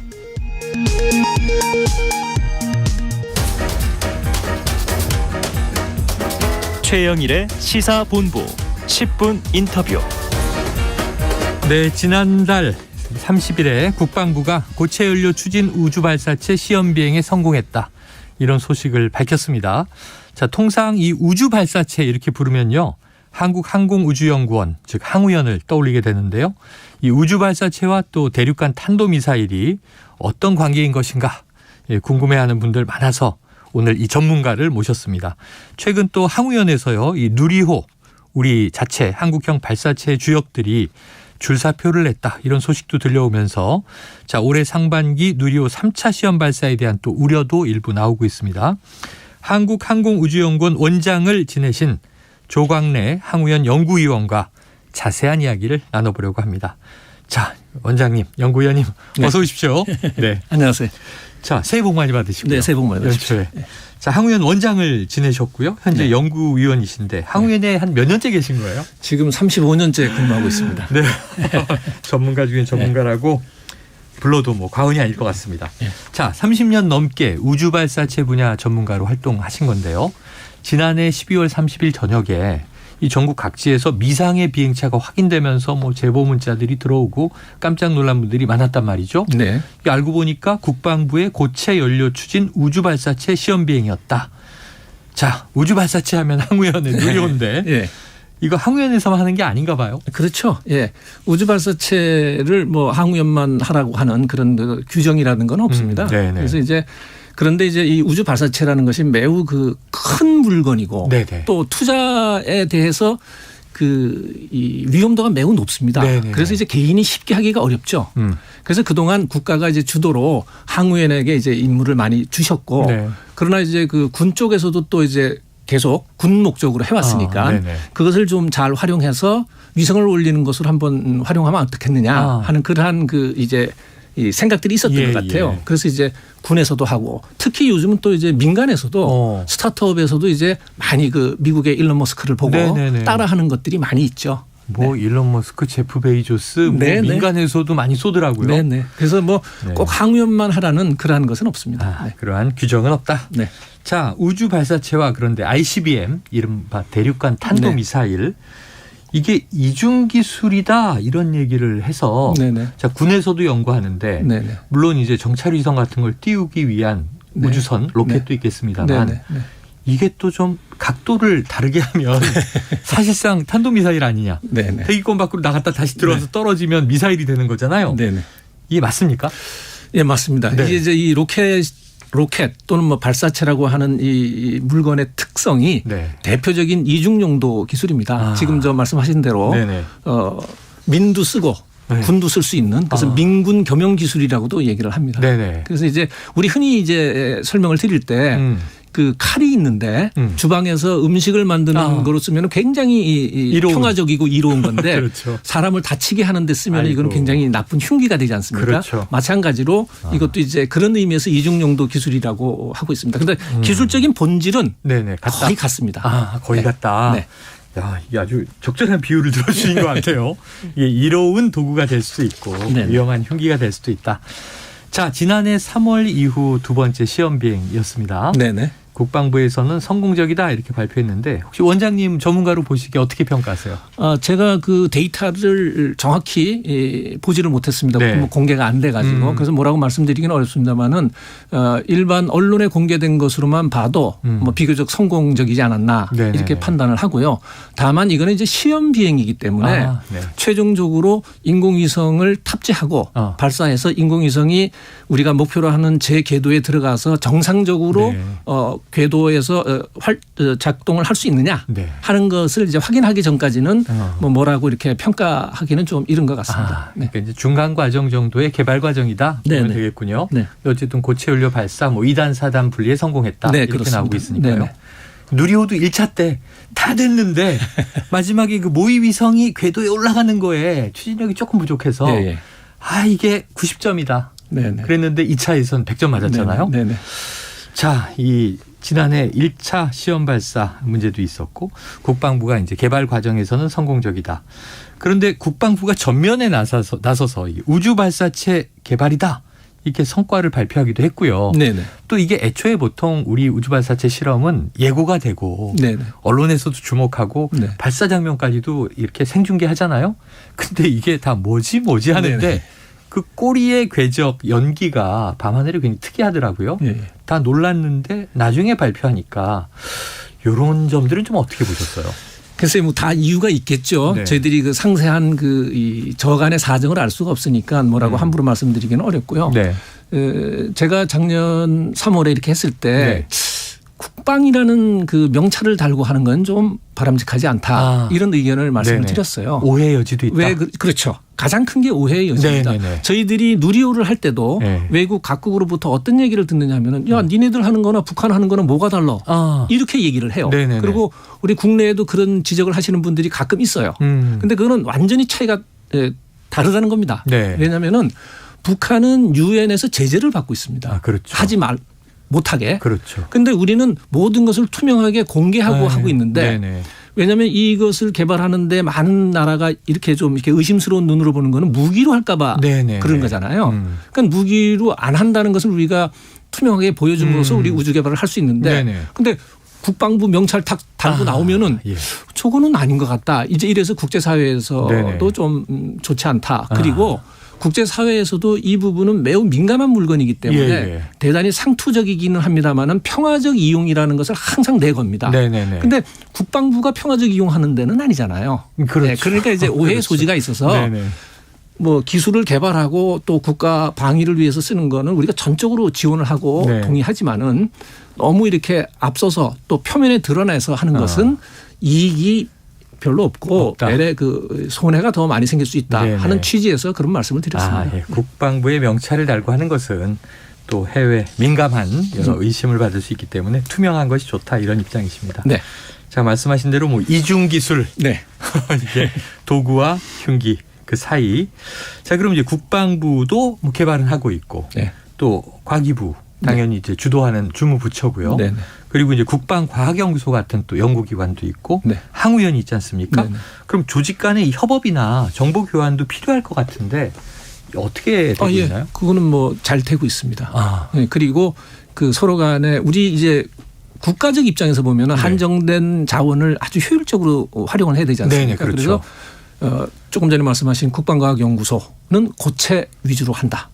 그다음에 저희 같은 민간 정부 출연 연구기관에서는 액체로 한다. 그래서 오래전에 그 기능적으로 우리가 서로 이렇게 나눠서 하자. 분업이 됐군요. 네, 그렇게 돼 있습니다. 그래서 뭐 큰 문제는 없고 또 이제 세부 기술로 들어가면은 유사한 것들이 많을 거 아닙니까? 그렇죠. 그건 어차피 그것이 산업체에 스며들어 있기 때문에 서로가 공동으로 활용을 잘하고 있습니다. 네, 잘하고 있다. 협업이 이루어지고 있다. 말씀하신 대로 그렇지 않아요. 뭐 똑같은 비슷한 물건을 개발하는데 이중 삼중 투자가 되면 그것도 좀 과용이잖아요. 안 되죠. 안 되죠.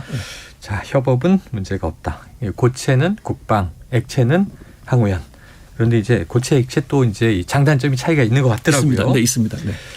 자, KBS 1라디오 최영일의 시사본부 지금 이제 이 한국항공우주연구원 원장 지내신 조광래 항우연 연구위원과 이야기를 나누고 있습니다. 자, 지금까지 이야기한 것과 또 유사한 맥락인데요. 지난해 말부터 향후연내 조직 개편으로 인해 내홍을 겪고 있다. 이게 연말에 좀 터져 나와서 안타까운 소식이었어요. 네네. 이 고정환 한국형 발사체 개발 사업본부장, 네. 발사 성공 때도 이 화면을 통해서 많이 뵀었는데, 또 오코남 나로 우주센터장 등 누리호 주요 간부들이 줄사표를 제출했다. 아마 이 위원님 굉장히 친분이 네. 굉장히 돈독하실 것 같거든요. 네, 20-30년 지금 같이 일하고 있는 동료입니다. 예. 네. 이게 어떤 일이 벌어지고 있는 건가요? 이제 어떻게 되든지 간에 저희들은 국가로부터 로켓을 개발하라 하는 네. 그 명을 받고 이제 조직 체계를 구성해서 쭉 진행을 해왔습니다. 네네네. 그래서 이제 누리호를 개발할 때만 하더라도 아시다시피 한 번 실패하고 또 다시 그 원인 규명하고 준비해서 이제 작년 6월에 성공을 하지 않았습니까? 네네. 그럼 그 조직 체계가 이 소위 말해서 제일 위에 고정환 본부장, 밑에 부장, 그다음에 팀장 해가지고 어떤 수직적인 조직 체계가 쫙 짜여져 있습니다. 있겠죠. 네. 그 조직 체계 하에서 이제 이렇게 저희들은 일을 합니다. 20년 가까이 그 체제로 왔다는 거잖아요. 맞습니다. 네. 그래 이제 그렇게 할 수밖에 없었던 이유는 이것이 매우 위험한 일들이에요. 사실은 온도로 치면은 3000도 C 이런 그 온도를 다뤄야 되고 그 또 영하로 치면은 영하 183도. 영하 183도. 네네네. 이런 저온도 우리가 다뤄야 되고 압력으로 얘기하면은 400기압. 굉장한 겁니다. 네네네. 우리 대기압의 400배. 예. 이런 거를 다루기 때문에 까딱 실수하면은 큰 사고와 생명까지도 문제가 되고 여러 가지 어려움이 있습니다. 그래서 어떻게 보면은 다른 연구 개발보다는 군기가 굉장히 셉니다. 그런데 그렇게 해서 이제 추진을 해왔는데 갑작스럽게 이제 조직 개편을 해서 그 조직이 다 해체가 돼 버렸어요. 네네네.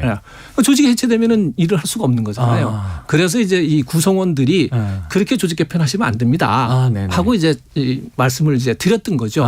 그런데 결국은 이 권한을 가진 분이 이 조직 개편을 하고 지금 현재는 누리호 개발 어떤 인력 조직 이게 다 해체된 상태입니다. 아이고 안타깝습니다. 아이고 안타깝네요. 왜냐하면 결국은 이 과학기술의 노하우라고 하는 게 연구 인력이 고스란히 축적돼 있는 거잖아요. 네, 사람입니다. 기술은. 네네 그렇죠. 기술은 사람이다. 그런데 지금 말씀하신 대로 이 지난해 말에 이종호 과기정통부 장관이 고정환 본부장과 또 이상률 현재 항우영 원장을 만나서 좀 이야기를 나눴다. 그래서 좀 저희가 바라기는 말씀하신 대로 그 기술을 보유하고 있는 사람도 계속 좀 개발에 참여해야 하고 또 좋은 의미로 조직을 확대 개편하는 거라면 현장 중심으로 지원이 될 수 있게 이루어져야 되고 그럼 뭔가 이 타협점을 찾아야 되지 않나 싶은데 어떻게 보세요? 우선 이번 조직 개편에서 저희 연구진에서 보는 거를 몇 가지만 좀 말씀드리면 첫 번째는 우선은 불법성이 있습니다. 아 그래요? 네. 왜 그러냐면은 우리 누리호 개발은 과기부에서 누리호 개발을 위한 운영관리 지침이라는 것을 저희들한테 하달을 해서 그 지침에 따라서 운영을 해왔습니다. 예, 매뉴얼이 있는 거죠. 있습니다. 그 지침에 어떻게 돼 있느냐면은 과기부 추진위원회, 그 누리호 개발 본부 그 밑에 직할로 연구개발 조직을 두게 돼 있습니다. 그런데 이번에 그 조직을 없앤 거거든요. 그러면은 연구관리 지침을 운영관리 지침을 위반한 것이거든요. 그런 문제가 하나 있고. 그다음에 또 하나는 작년 2월 25일에 법적 기구인 우주개발진흥실무위원회라는 게 있습니다.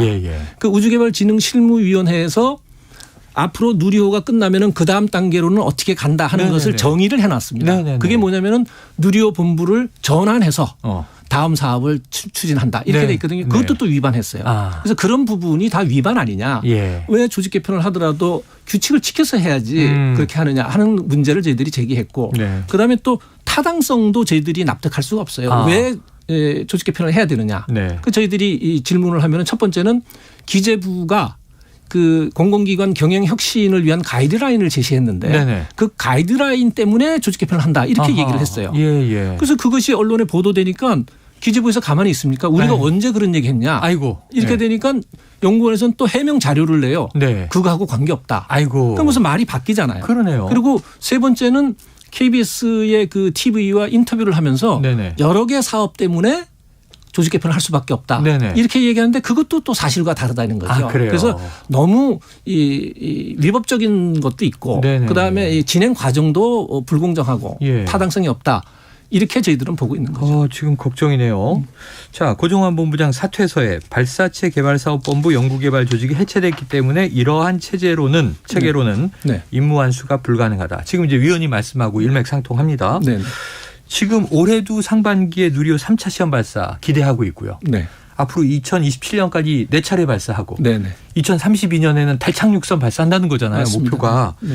그 원장님 보시기에 요거 좀 절차 순서가 목표대로 될까요? 좀 굉장히 안타깝습니다. 저희들이. 왜냐하면 이 조직 하나를 계속 30년 40년 유지를 시켜가면서 개발을 해왔거든요. 다른 나라는. 근데 우리는 이 조직을 지금 이제 흐트러 놨어요. 흐트러 놓으면은 당장 상반기에 할 누리호 3차 발사 실질적으로 아주 핵심 포스트에 앉아서 일할 사람들을 다 해임을 해버렸거든요. 아이고, 그래서 이제 그런 것들이 어려운데 저희가 안타까운 거는 대통령은 미래를 보고 멀리 가자고 하는데 우주 얘기를 하시죠. 많이 하시죠. 오늘도 그런 얘기를 하셨더라고요. 오늘 국무회의에서. 근데 정작 그것을 수행해야 될 정부 출연연구기관에서는 거꾸로 가고 있다라는 것이 저희들이 보는 시각입니다. 네네. 이거 간단한 문제가 아닌 것 같습니다. 네네. 당장 이번 상반기에 3차 발사 또 우주청 설립 이렇게 예고가 돼 있는데 큰 이벤트들. 자, 그러면은 이게 위원님 35년 여기에 종사하셨으니까 좀 이 문제를 바로 잡으려면 어디서 시작해야 됩니까? 그 연구원들은 아주 심플합니다. 연구를 할 수 있게끔만 만들어 주시면 돼요. 근데 지금까지도 잘해온 이 체제고 성공시킨 체제지 않습니까? 그러면은 뭐 미래를 위해서 새로운 것도 좋지만은 우선 3차 발사까지는 현 체제로 갈 수 있게끔 다시 해주고 조직을 좀 보장해주고 그렇죠. 그 다음에 이제 뭐 새로운 그 조직은 또 구성원들의 논의와 정부의 정책 방향에 맞게 이렇게 새로 꾸려야 된다. 그렇게 생각하고 있습니다. 아까 말씀하신 뭐 규정을 위반하게 되는 상황이라면 이거 명확한 규정 위반이라고 저희들은 보고 있습니다. 또 현장 인력들의 의견을 존중해서 좀 절충안을 낸다든가 결국 좀 소통 문제가 중요해 보이는데 쉽지 않은 것 같습니다. 자, 수십 년을 우주 발사체 개발에 말 그대로 이제 헌신해 오셨단 말이죠. 충분하지 않은 지원에도 독자적인 기술을 만들어내는 성과를 내셨고요. 자, 아마 아쉬운 점이 참 많으실 것 같은데 누리호 성공 이후에 연구진 처우에 대한 이야기도 나오지 않았습니까? 그 과정 35년 전 봉급 기억하실 거 아니에요? 기억합니다. 어떻습니까? 처우는? 근데 이제 이 처우 얘기는 저는 조금 생각이 좀 다릅니다. 그래요? 왜냐하면은 처우라는 것은 국가의 전체적인 수준과 맞춰서 이루어져야 되는 거고 저희들만 처우를 잘해 주십시오 이렇게 말하는 것도 저는 조금 무리가 있다고 봅니다. 그래서 이제 제가 정확히 말씀드리면은 우리 누리호를 개발한 조직 내부에서는 처우 얘기 별로 안 나옵니다. 그래요? 왜냐하면은 이 우리 연구원들은 자기가 맡은 일을 달성하는데 정신이 없어요. 사실은 뭐 그런 거 이렇게 쳐다보고 할 정도의 여유가 없는데 외부에 계시는 분들이 이제 뭐 처우 얘기를 이렇게 해 주시는 것 같은데 고마운 말씀이지만은 저희들은 그거보다는 제대로 일할 수 있는 체계가 더 우리는 필요한 것이지 뭐 처우 뭐 봉급 몇 푼 더 받고 이거는 아니라고 저희들이 말씀드리고 싶습니다. 과학자로서의 자부심, 연구 성과. 하지만 또 처우도 따라와야 되겠죠. 자, 같은 맥락에서 지금 정부가 우주항공청을 설립하겠다. 이런 이제 발표, 또 우주 산업을 육성하겠다. 이런 발표들이 이제 나와 있습니다. 아까 말씀드린 대로 장기적으로는 2032년에 달 착륙, 또 심지어 2045년에는 화성 탐사까지. 자, 근데 이게 독립청이 아니고 과기부 산하 외청 형태의 설립 예정인데 이런 그 비전 계획은 어떻게 보세요? 뭐 저희들이 이제 연구하는 사람들이거든요. 그래서 예를 들어서 뭐 외청이냐 뭐 독립청이냐 이런 거에 대한 논의는 아마 그런 걸 더 잘하시는 분들이 결정하실 거라고 보고 저희들의 바람은 이 기술을 잘 축적해서 그 달에 가고 화성에 가는 그러한 그 제품을 만들어내야 되잖아요. 그렇게 할 수 있도록 조직이 안정화되게끔만 좀 해 주시면은 저희들 뭐 정말 그 뭐 주 52시간 이런 거 저희들은 지금도 안 지키는데 자의적으로 안 지키는 겁니다. 그러면서 스스로 일을 많이 하는데 그렇게 안정되게 일할 수 있는 분위기 이렇게만 좀 만들어 주시기를 간절히 부탁드립니다. 그래서 오늘 요 대목이 제일 핵심적인 것 같아서 끝으로 마지막 질문 하나 여쭤볼게요. 누리호 2차 멋지게 성공했고 국민들이 다 감동하고 박수치지 않았습니까? 그 날아가는 발사체를 보면서 고종환 본부장 실패 때도 눈물을 흘리셨고 성공 때도 눈물을 흘리셨어요. 그런데 왜 해체시켰는지 이게 궁금한데 언론 보도는 뭐 낙하산 인사 논란도 있고 그래요. 네. 그 핵심이 뭘까요? 왜 해체시켰을까요? 제가 잘 모르겠습니다. 네. 그분이 하여튼 이 인사권자가 조직을 네. 해체한 분이 아까 말씀드린 대로 네.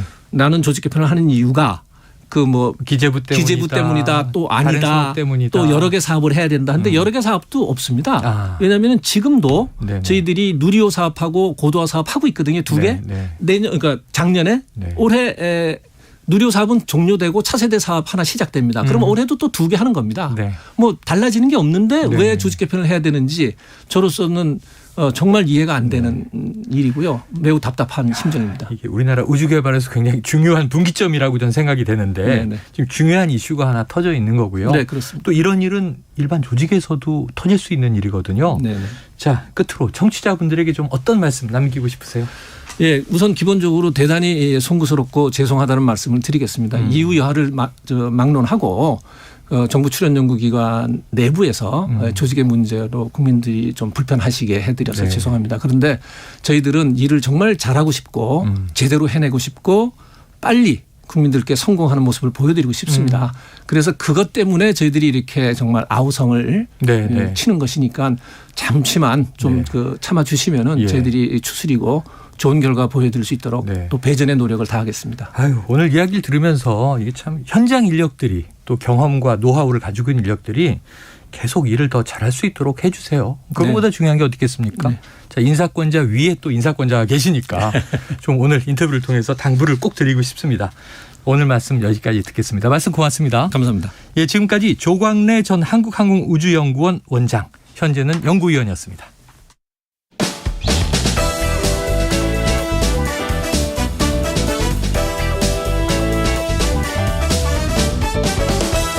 최영일의 시사본부는 여러분과 함께합니다. 짧은 문자 50원, 긴 문자 100원이 드는 샵 9730. 라디오 어플 콩과 유튜브는 무료로 참여하실 수 있습니다.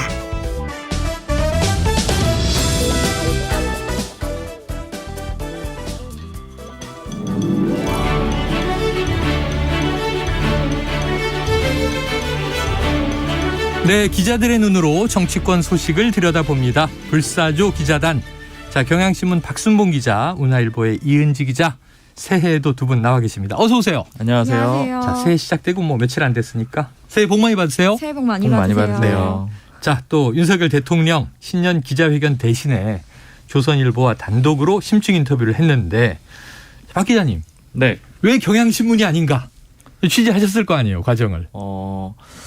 왜 경향신문이 아닌가라는 의문을 갖지는 않았는데 그래요? 네. 어떤 과정을 거쳤는지는 막 깊게 알아본 건 아니고요. 사실 이제 기자들이 이 문제에 대해서 막 엄청 문제 제기를 뭐 심각하게 하거나 그런 분위기는 아닌 것 같아요. 네네. 대통령실에서도 일단 다른 언론사도 하겠다라고 했으니까 물론 어느 언론사까지 돌아갈 수 있을지는 모르겠는데 네네. 그렇게 얘기를 한 상태고요. 다만 좀 얘기를 들어보니까 실무진들은 전날에서야 알았다고 하더라고요. 대통령 실무진도? 네, 인터뷰를 지난달 30일에 했죠. 네. 그 전날에서야 알았다라고 하니까 이게 뭐 극비리에 진행됐다기보다는 좀 고위층 간에 이 약속을 잡은 것 같다. 이제 뭐 어느 선인지까지는 모르겠지만 하여튼 좀 고위층 간에서 약속을 잡아가지고 인터뷰가 성사된 걸로 보인다. 그래서 이제 그 현장 기자들은 그렇게 뭐 패배감을 느끼지는 않는 것 같습니다. 위에서 결정이 된 것 같으니까요. 위에서 결정이 됐다. 자, 이 기자님, 조선일보 인터뷰에서 윤 대통령이 미국과 이 공동 핵 연습 언급한 게 조금 시끌시끌했어요. 뭐 해프닝으로 정리됐다라고 저희가 일부에서 정리했어요. 좀 이 완전히 마무리가 됐다고 보십니까? 네, 저도 이 사안에 대해서 이제 외교안보를 출입하는 선배한테 조금 물어보고 왔는데 이게 처음에 좀 기자들이 좀 당황을 했다고 합니다. 이거는 지난 11월에 미국과 이미 협의가 된 훈련을 의미한 거였는데 갑자기 바이든 대통령이 노라고 답을 해서 근데 이게 해프닝인 이유가 그 로이터 기자가 질문을 한 것은 이제 그 핵을 보유한 그 국가 간에 하는 그 훈련을 좀 지칭을 해서 그거는 당연히 누클리어 엑서사이즈 그렇죠. 네, 그 단어는 당연히 아니고 이제 조선일보 인터뷰에서 윤 대통령이 밝혔던 핵전력 운용 공동 기획, 공동 연습 이 부분에 대해서는 공감대를 이룬 것이 맞다. 이렇게 정리가 좀 됐습니다. 그래요, 알겠습니다. 이게 정리된 것으로 넘어가면 될 것 같아요. 이제 참 영어 질문 또 표현 용어를 좀 적확하게 쓰는 게 필요하다. 네. 이런 얘기를 정리했고요. 자, 이 밖에 이번 조선일보 단독 인터뷰에 대한 뭐 여야 반응이니까 취재된 것들이 있나요? 글쎄요, 뭐 저는 뭐 특별한 그런 강한 반응은 없는 것 같아요. 근데 다만 이제 지난 방송 때도 계속 꾸준히 말씀을 드렸는데 결과적으로는 신년 기자회견을 조선일보 인터뷰로 대신한 그런 그림이잖아요. 네네. 그러니까 지금 여권에서 직접 대면보다는 이런 방식이 좀 나쁘지 않다. 이런 판단은 지금 계속 이어지고 있는 겁니다. 그러니까 예를 들자면 현장에서 즉석으로 질문을 받는 도어 스태핑 아니면 뭐 출근길 문답 이런 방식보다도 이런 방식이나 아니면 뭐 신년 기자회견 그때도 즉석으로 질문을 받게 될 거 아니에요. 그러니까 이런 방식보다는 이 기자회견 말고 이제 인터뷰를 하게 되면 사전에 조율도 어느 정도 할 수 있고 또 글로 나가다 보니까 정리가 좀 가능한 그런 면이 있고요. 그리고 지금 한번 물어보니까 이제 풀기자단으로 돌아가긴 하는데 전속 취재 양도 예전보다 좀 많아졌고요. 일부 풀기자단으로 돌아가기도 하는데 그 경우에 아직까지 MBC 순번이 한 번도 안 왔다고 하더라고요. 그래서 이제 아마 지금 의도적으로 뺀 건지 아닌지는 이제 순번을 쭉 체크해 보면 나올 거예요. 그래서 아마 의도적으로 뺀 상태는 아니고 아직 순번이 안 돌아왔을 가능성이 있는데 그 순번이 돌아오게 되면 또 그것도 좀 대통령실에서는 골치가 아플 수 있을 것 같아요. 자, 아직은 안 들어왔지만 돌아와도 문제다. 한번 이거 어떻게 되는지는 또 이제 닥쳐봐야 될 상황인데. 자, 이 기자님 어제 이재명 대표가 문재인 전 대통령을 예방했습니다. 그 부산에서 최고위 열었고 그리고 이제 양산의 평산마을로 이제 이동했단 말이죠. 그 이야기는 좀 이제 이후에 나눠보기로 하고. 그런데 어제 또 윤 대통령이 초청한 신년 인사회가 있었어요. 오부 요인도 왔는데 그렇죠. 여기 야당 대표도 초청했다. 그런데 이재명 대표가 기자 질문에 처음 듣는 이야기다. 근데 이게 또 비서실 발표는 달라요. 이재명 대표가 정말 몰랐던 것인가? 처음 들은 이야기가 맞나? 어떤 겁니까? 팩트는? 일단 팩트는 실무진에서 보고를 안 한 거는 맞다고 합니다. 아, 그래요? 하지만 보고를 안 했다고 이재명 대표가 과연 몰랐냐?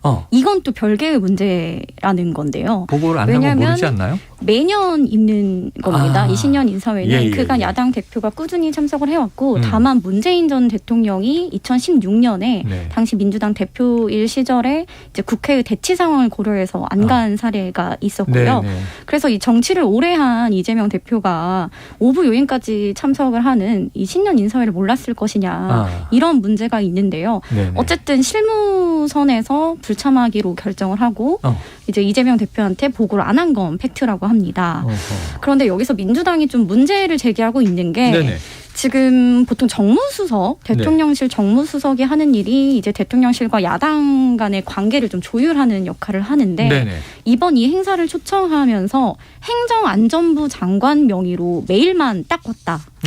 띡 왔다라는 표현을 썼는데요. 뭐 알고 보니 행안부에서 인편으로도 전달을 한 것으로 알려졌습니다. 이메일만 간 게 아니라 인편으로도 갔다. 네, 종이 초청장이 맞습니다. 네, 천준호 그 당대표 비서실장은 본인이 취임한 이후에 이진복 정무수석으로부터 연락 한 통 받은 적이 없다.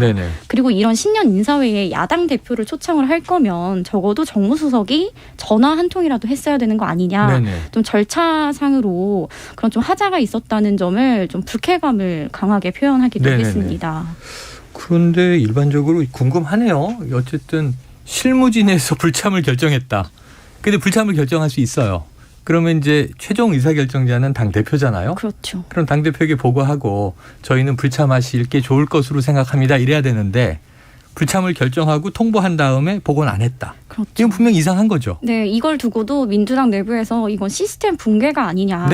그런데 또 일각에서는 이게 만약에 이재명 대표한테 보고가 가면 어쨌든 이 부산 현장 최고위 등이 예정돼 있어서 못 갈 게 뻔한데 괜한 부담을 주지 않으려는 거 아니냐. 그러니까 본인이 윤 대통령이 만나자고 하는 걸, 그러니까 오라고 한 거를 걷어찬 게 되니까 그러한 구도를 좀 피하고자 의도적으로 보고를 하지 않는 건 아니냐.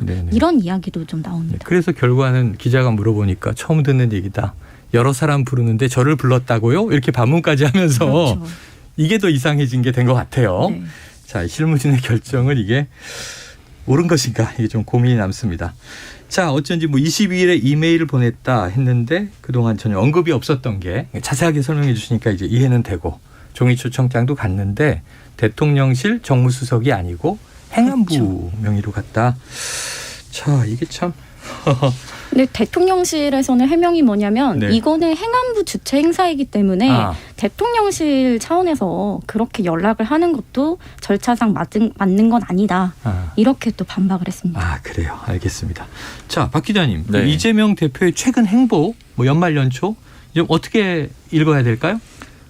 저는 좀 두드러지게 봤던 게 네. 박지원 전 국정원장이 복당을 하고 싶어 했었는데 네네. 정청래 최고위원이 강하게 반대를 했었잖아요. 네. 근데 그걸 최종적으로 승인을 해준 게 이재명 대표였죠. 받았죠. 복당이 됐고. 그리고 또 문재인 전 대통령도 찾아갔고요. 큰 그림으로 보자면 지금 민주당 아래에서는 이제 야권에서 얘기를 들어보면은 비명 친명 간의 갈등이 생각보다 깊다 이런 얘기들이 나오는데 네. 이걸 굉장히 봉합을 하면서 봉합을 하는 움직임으로 보이죠. 왜냐하면 박지원 전 원장이나 문재인 전 대통령 같이 아우르는 그런 그림이고 그 사이에 또 김경수 전 지사 그렇죠. 사면대에서 나왔는데 잠깐 만났어요. 거기도 만났고요. 그러니까 이렇게 하는 이유는 뭘까 좀 따져보자면은 결국 전체적으로 다 수사 대상자들과 좀 연결이 돼 있다라고 볼 수 있어요. 문재인 전 대통령을 직접 공격하진 않았지만 뭐 서해 공무원 피격 사건 가지고 박지원 전 원장도 겨냥을 했고 네. 물론 문재인 전 대통령까지 선은 그었지만 어느 정도는 또 최종 책임자로 겨냥이 돼 있는 그런 그림이잖아요. 네. 즉 야당 탄압을 한다. 검찰 수사로 야당을 압박하고 있다. 이런 큰 프레임을 짜는 그림에서 네. 야당들을 좀 결집시키는 그런 그림을 만들고자 하는 게 아닌가 이렇게 좀 해석이 됩니다. 지금 이제 박 기자님의 해석에 더해서 그럼 이 기자님 어제 어쨌든 이재명 대표가 문 전 대통령을 예방하고 오찬을 함께하면서 1시간 반 동안 또 내외와 만남을 가졌단 말이에요. 자, 어떤 부분에 좀 주목하면 좋겠습니까? 네, 먼저 조금 재밌었던 게 문재인 대통령의 드레스 코드를 보면 네네. 이날 원래는 그 제주 갑옷을 항상 입고 생활을 하시고 그 뭐 찾아오는 분들을 만나는 그 옷차림도 항상 그 옷이었거든요. 그런데 이재명 대표를 맞이하는 자리에서 파란색 넥타이에 정장 차림을 입고 그래요? 나왔단 말이에요. 네네. 그래서 이를 두고 뭐 물론 신년 인사 성격이니 뭐 격식을 차린 거 아니냐 이렇게 이야기도 되지만 네. 일각에서는 이게 하나의 전투복 아니냐. 이제 올 한 해 전임 정부, 그러니까 문재인 정부와 이재명 대표에 대한 이제 수사 압박이 좀 거세 오면서 또 문재인 전 대통령이 이날 민주주의 후퇴를 막아야 한다라는 말을 했단 말이에요. 그래서 이재명 대표의 최근 친문 끌어안기 결속 따지기 행보에 좀 화답을 한 것이 아니냐 이런 해석이 나오고 있습니다. 네, 그래요. 자, 이번에는 이제 여당 국민의힘으로 한번 가보죠. 당심 100%로 룰을 변경을 확정한 이후 여론조사에서 이제 김기현 의원도 급상승을 하고 또 유승민 전 의원이 좀 떨어지고 이런 게 좀 눈길이 갑니다. 윤심 픽은 김기현 의원이다. 맞습니까? 좀 당에서 받아들이는 게 좀 일반적으로 그래요. 근데 이제 받아들이는 것만 가지고 좀 되는 건 아닌 것 같은 게 그냥 제가 두 문장 정도로 요약을 해보면 당내 의원들의 반응은 김기현 의원이 윤심은 맞는 것 같다. 그런데 당선될 수 있을까? 아이고. 이제 이런 정도의 좀 애매한 포지션이라는 거죠. 왜냐면 일단은 윤심이 맞는 것 같다라고 보는 이유는 장제원 의원이 적극적으로 좀 화답을 하고 있는 거잖아요. 그렇죠, 윤심은 그렇죠. 김기현 의원이다 이렇게 얘기를 하고 있는 거잖아요.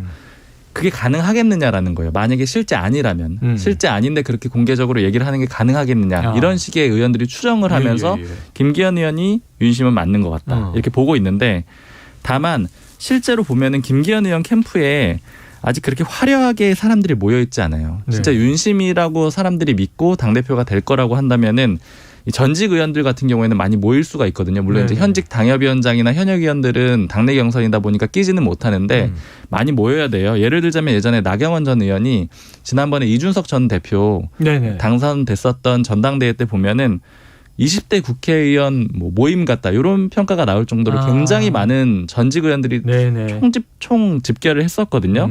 반면에 이준석 전 대표는 뭐 실무진 2명에다가 뭐 2-3명 있다. 김철근 정무실장 해가지고 한 3명 정도 캠프를 가지고 운영을 했었던 게 굉장히 대비돼서 기억이 나는데 기억이 나네요. 지금 김기현 의원 캠프에는 그렇게 사람들이 많이 모이지 않았어요. 그럼 이 얘기는 뭐냐면 윤심은 맞는 것 같은데 그럼에도 불구하고 당대표가 될지 잘 모르겠다라는 거죠. 그럼 왜 모르냐면은 이번에도 나경원 전 의원 때문입니다. 지지율이 좀 압도적이잖아요. 그렇더라고요. 예를 들어 윤심이 정리가 되지 않은 상태에서 아니면 혹은 이 상태에서 나경원 전 의원이 나오게 되면은 김기현 의원이 이길 수 있을까? 이런 의구심이 들기 때문에 좀 나쁜 표현으로는 쉽사리 빨리 줄 서기를 못한다라는 거죠. 나경원 전 의원이 나오게 되면 그쪽에 줄을 서야 될 수도 있는 거잖아요. 가변성이 높다. 네. 그러니까 이 나경원 전 의원이 굉장히 큰 최대 변수가 된 거고요. 네.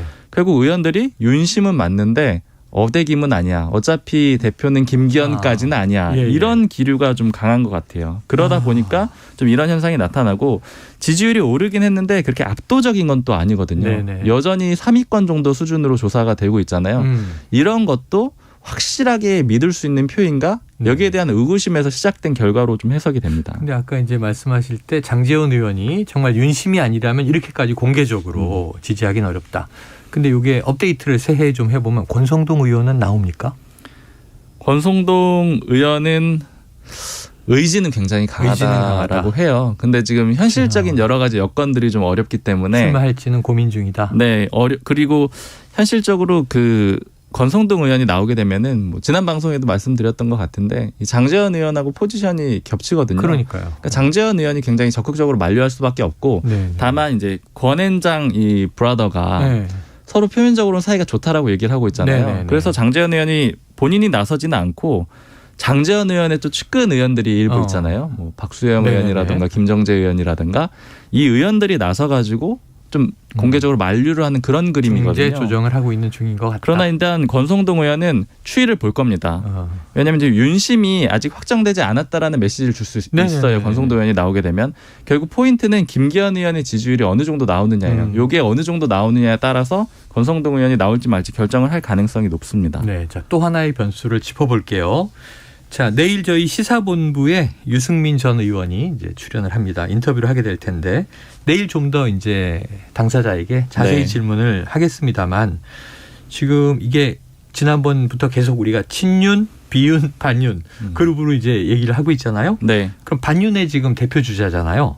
그렇죠. 이 출마 여부 어떨 것 같습니까? 실제로 유승민 전 의원 성격상 아직 안 정했을 거예요. 아직 확정 못했을 것이다. 네. 근데 이제 제가 주변에 일단 물어봤을 때는 그 예전부터 유승민 전 의원을 돕던 실무진들 있잖아요. 네. 여러 명들한테 물어봤는데 아직까지는 지시가 없었다라고 합니다. 그러니까 그 얘기는 뭘 준비해라.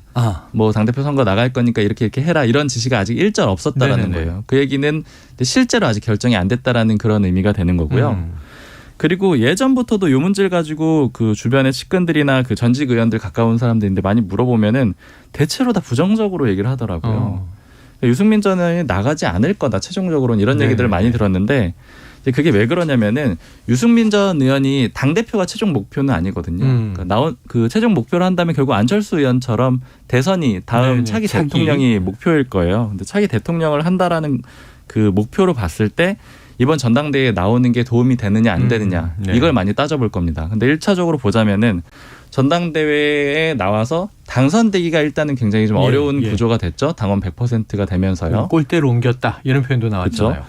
그리고 설령 굉장히 어렵게 당대표가 된다고 하더라도 이번 전당대회는 혼자 당대표가 돼서는 이 당을 운영할 수가 없는 구조라고 말씀드렸잖아요. 왜냐하면 지난번에 이준석 전 대표를 이제 몰아내는 과정에서 최고위원 5명 중에 4명만 사퇴를 하게 되면 당대표까지 완전히 와야 되는 그런 구조가 돼 있잖아요. 그 얘기는 최고위원들의 목소리가 그만큼 크다는 얘기고 유승민 전 의원이 당대표가 되더라도 자기 몫으로 적어도 한 과반 정도는 최고위원들을 데리고 당선이 돼야 돼요. 근데 이 구조도 굉장히 어려운 거죠. 즉 그렇다면 어떤 그림이 되게 되냐면 되기도 굉장히 어려운데 안 되는 것도 굉장히 좀 곤혹스러운 과정일 거고 만약에 됐는데 되고 나서는 당 운영이 굉장히 어려울 거예요. 안에서 싸우다가 결과적으로는 최고위원들이 줄사퇴를 하면서 비대위가 출연되는 이런 최악의 상황이 되면은 유승민 전 의원은 당 운영을 제대로 못하네. 이런 책임론을 피할 수가 없거든요. 어찌됐든 간에 대표이기 때문에요. 그간에 계속 그리고 바른정당 거쳐서 바른미래당 거쳐서 당내에서 좀 갈등이 온 모습도 있기 때문에 그런 이미지가 겹치는 것도 굉장히 부담이 될 수밖에 없거든요. 그래서 차라리 이제 이런 상황에서는 제가 이제 그 소위 말하는 그 반윤 그룹에서 얘기를 듣는 거는 말을 쌓아놓는 거다 정치인은. 그러니까 이런 상황에 대한 부당함 이런 것들을 꾸준히 지적을 하고 실제 경기에 참전을 안 하더라도 나중에 이 부당함으로 인해서 어떤 결과가 나빠졌을 때 뭐 예를 들자면 총선에서 패배를 한다거나 이런 과정이겠죠. 여당이. 그때는 유승민 전 의원을 찾을 거다. 근데 만약에 거기에서 당대표가 어찌저찌 해서 돼가지고 막 싸우고 계속 이제 그 진흙탕 싸움 벌이고 이러고 나서는 안 찾을 거다. 그럼 뭐가 더 이득이겠느냐, 뭐가 더 낫겠느냐 이렇게 따져봤을 때는 안 나가고 바른 소리를 하는 게 유승민 전 의원 입장에서 바른 소리를 하는 게 낫지 않겠느냐 이런 해석들이 있습니다. 박 기자님 얘기를 들어보니까 한 수 더 뒤를 봤을 때 그렇게도 이 생각을 할 수 있겠다는 또 공감이 됩니다. 자, 그런데 이제 얼마 전에 조직위원장 40명을 이게 좀 거친 말로 하면 새로 꽂아서 이제 시끌시끌했습니다. 어떻게 보세요? 네, 아직까지는 크게 의미는 안 두는 분위기예요. 그래요? 내부에서는. 그리고 실제로도 여러 번 총선을 이제 지켜봤을 때도 조직위원장 그 다음이 당협위원장이거든요. 조직위원장 되면 보통 당협위원장이 되는데 이 당협위원장들이 실제 공천을 받는 비중이 그렇게 높지가 않습니다. 그래요? 네. 그리고 지금 하나 좀 따져볼게요. 어제 윤석열 대통령이 직원들 한 300명하고 사진 찍는 그런 시간 가졌거든요. 네네, 맞습니다. 근데 이 직원들은 물론 이제 대통령실에서 끝까지 열심히 일할 직원들도 있겠지만 또 상당수의 직원들은 총선에 나가고 싶어하는 직원들이 많거든요. 대통령실 코스 찍고 나와서 총선 출마하는 그런 경우들 많잖아요. 이제 뭐 농담으로 하는 얘기가 사진을 찍을 때 자기 얼굴이 좀 나오게 하는 그런 사람들은 총선에 나올 의지가 강한 거다 이런 식의 농담도 하는데 그런 사람들이 몇 명이나 될 거냐? 한 뭐 수십 명이 될 거라고 예측들을 하고 있거든요. 그럼 이 사람들이 지금 조직위원장 못 받은 거잖아요. 그럼 그렇죠. 이 사람들은 자리가 없는 거냐? 그건 전혀 아니거든요. 아니다. 그리고 통상적으로 봤을 때 예를 들자면 행정관은 뭐 예를 들면 한 8개월 전쯤에 나오고요. 그다음에 뭐 비서관이나 뭐 차관급들은 좀 한 6개월 전에 나오고, 그다음에 뭐 장관이나 더 고위급들은 뭐 거의 임박해서 꽂히고 이런 식으로 나오기 때문에. 굉장히 급변할 거예요. 그리고 심지어 지금 당대표도 아직 결정이 안 돼 있잖아요. 그러니까 지금 조직위원장 꽂힌 거는 물론 일종의 알력 싸움으로 볼 수 있고 좀 시끄러운 면이 있겠지만 그러나 이걸 가지고 공천이 결정되는 건 아니다. 그래서 생각보다는 반발이 밖에서 보시기에도 그렇게 크진 않은 겁니다. 제가 허은하 의원 SNS만 봐서 그런가 보다.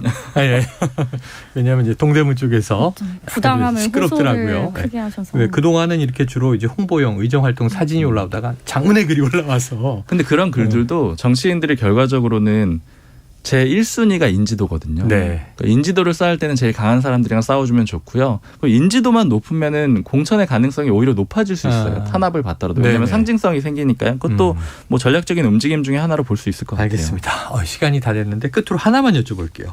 권영세 장관, 원희룡 장관 차출설 어떻게 됩니까? 오늘 윤석열 대통령이 국무회의 끝나고 개각 없다고 선을 그었더라고요. 연초 개각 없다. 네. 사실 이 얘기의 포인트가 뭐 권영세, 원희룡 장관을 아마 지목한 내용은 아닐 것 같아요. 그 취지 자체는. 근데 어쨌든 부가적으로 장관들이 나오기 어렵게 된 거는 분명하거든요. 나온다라고 하면은 대통령의 뜻과 어긋나게 해서 나오는 꼴이 되기 때문에 당선 가능성이 없어요. 그래서 가능성이 없고 제가 개개인별로 이 권영세 장관이나 원희룡 장관 측근들한테도 다 연락을 해봤거든요. 권영세 장관 쪽에는 뭐 거의 가능성이 제로에 가깝다라고 하고 원희룡 장관 쪽도 만날 것 같다 이런 식으로 얘기를 하고 있어서 연초에 부동산 정책을 지금 많이 내놓고 있어서 이걸 접어두고 또 직을 내려놓기가 쉽지 않아 보입니다. 네, 그리고 현실적으로 나오게 되면 다 뒤집어야 돼가지고요. 윤심을 다 뒤집어야 되잖아요. 너무 어려운 카드일 것 같아요. 알겠습니다. 또 한 주를 더 지켜보고 다음 주의 상황을 짚어보도록 하죠. 지금까지 박순봉 경향신문 기자, 이은지 문화일보 기자와 불사조 기자단이었습니다. 두 분 말씀 고맙습니다. 감사합니다. Splish splash, I was taking a bath. Long about a Saturday night. Yeah. 점심 먹고 유쾌한 시사 디저트 한 입. 최영일의 시사본부. Well, I stepped out the tub and put my feet on the floor. 네, 이제 IT 본부 본격적으로 시작해 보죠. 알아두면 유익한 IT 이슈를 쏙쏙 소개해 주시는 김덕진 미래사회 IT연구소장을 모셨습니다. 어서 오세요. 네, 안녕하세요. 반갑습니다. 김덕진입니다. 새해에도 달리시는 거죠? 열심히 또 달려보도록 하겠습니다. 세상이 바뀌는데 가장 먼저 바뀌는 게 이제 IT 영역인 것 같아서. 자, 전 세계적으로 열풍인 이 숏폼 앱이죠. 네. 요즘은 이게 숏한 게 인기더라고요. 그러니까요. 자, 틱톡이 트럼프 전 대통령 시절부터 타겟이 된 것 같은데 지금 전방위적인 압박을 받고 있다면서요? 네, 드디어 이제 그 말씀하셨던 대로 트럼프 정부 때부터 계속 압박이 있었는데 뭔가 현실적인 움직임이 나오고 있어요. 그래요? 네, 조 바이든 미국 대통령이 보안상의 우려로 연방 정부의 전자기기에서 틱톡을 금지하는 법안에 서명을 했습니다. 그러니까 이 말은 우리나라로 치면 이제 공무원들은 스마트폰에 틱톡 깔려 있으면 안 된다. 라고 이제 설명을 한 거예요. 강하네요. 네, 그러니까요. 이제 실제로 이게 2016년에 이 틱톡이 서비스가 돼서 월 사용자가 이미 전 세계 10억 명에 달하는데요. 네. 미국 정부가 이게 이제 중국의 앱이다라고 이제 좀 어떻게 보면 정의를 하고 있는 것 같아요. 그래서 중국 정부가 틱톡의 알고리즘을 통제할 위험이 있다. 그래서 미국에서 많은 사람들의 데이터가 중국으로 넘어갈 수 있고 뭐 간첩 활동도 가능하다라고 하면서 이제 계속적으로 보고 있다고 보시면 될 것 같고요. 그런 부분에 있어서 이번에 미 국방부와 법무부가 이제 정부 소유의 스마트폰 등 이 전자기기에서의 틱톡 사용 금지했고 또 의회는 이제 연방 정부 소유 기기에서 틱톡 사용 금지하는 법안을 이제 통과시켰죠. 네네. 이렇게 이제 전체적으로 나왔다고 보시면 될 것 같고요. 거기다가 또 요즘에 나오는 움직임이 이제 아예 미국 행정부에서 틱톡의 미국 사업부를 강제 매각하는 방안도 논의를 하고 있다. 이런 내용들이 나오고 있어요. 실제로 이제 말씀드렸던 것처럼 이제 사용을 그냥 공무원들만 금지시키는 수준이 아니라 아예 이제 미국에 있는 사업부를 미국에 있는 어떤 기업에게 강제 매각을 시키겠다. 그래서 뭔가 위험을 없애겠다. 뭐 이렇게 얘기하고 있는 상황이라고 보시면 될 것 같은데요. 뭐 계속적으로 이제 계속 얘기 나오는 게 중국의 바이트댄스가 사용자 정보 중국 정부에 넘기는 거 아니냐. 그래서 미국이 감시하는 거 아니냐. 그러니까 미국에서 비즈니스 할 거면 미국 기업에 넘겨라라는 얘기라고 보시면 될 것 같습니다. 기업의 이제 매각 문제까지. 네.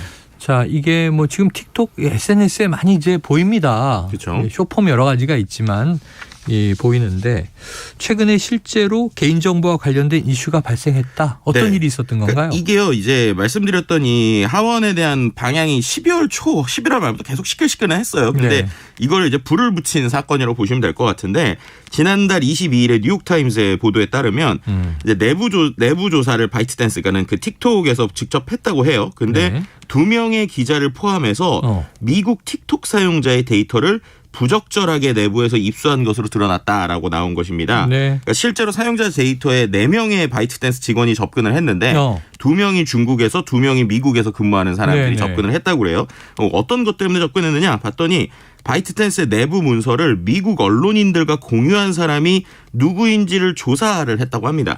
그래서 이제 사용자 계정 접근을 했고 IP 주소를 가지고 어떤 사람인지 파악을 하려고 했는데 결론적으로 파악은 못했다고 해요. 그런데 접근한 계정이 또 버즈피드 출신의 포브스 기자, 그러니까 미국의 기자인 에밀리 베이터 화이트, 그다음에 파이낸셜 타임즈 기자인 크리스티나 길드. 그러니까는 기자들의 어떠한 계정에 있는 내부 데이터를 보고 데이터를 유출했다. 이게 이제 내부적으로 이제 어떻게 보면 발견이 됐다는 것이죠. 그래서 이 부분 때문에 실제로 이제 바이트댄스의 CEO는 이제 직원들에게 전체 이메일을 보내면서 상황 보고받고 크게 실망했다. 우리가 엄청난 노력을 기울이면서 대중의 신뢰를 받고 있는데 몇몇의 개인 위법 행위로 훼손될 거다. 그래서 이제 감사도 하고 그 사람들 철저히 이제 어떻게 보면 이미 이제 회사에서 퇴출시키겠다라고는 하고 있지만 이거 약간 개인적인 행위다 이렇게 몰아가는 거죠? 네네네. 그렇지만 어쨌든 이런 이제 아까 말씀드렸던 그 미국의 기자들 같은 경우는 언론사들이 이미 이거는 틱톡 사용자뿐만 아니라 기자의 권리를 무시한 행위다라고 이제 비판하고 있는 상황이고요.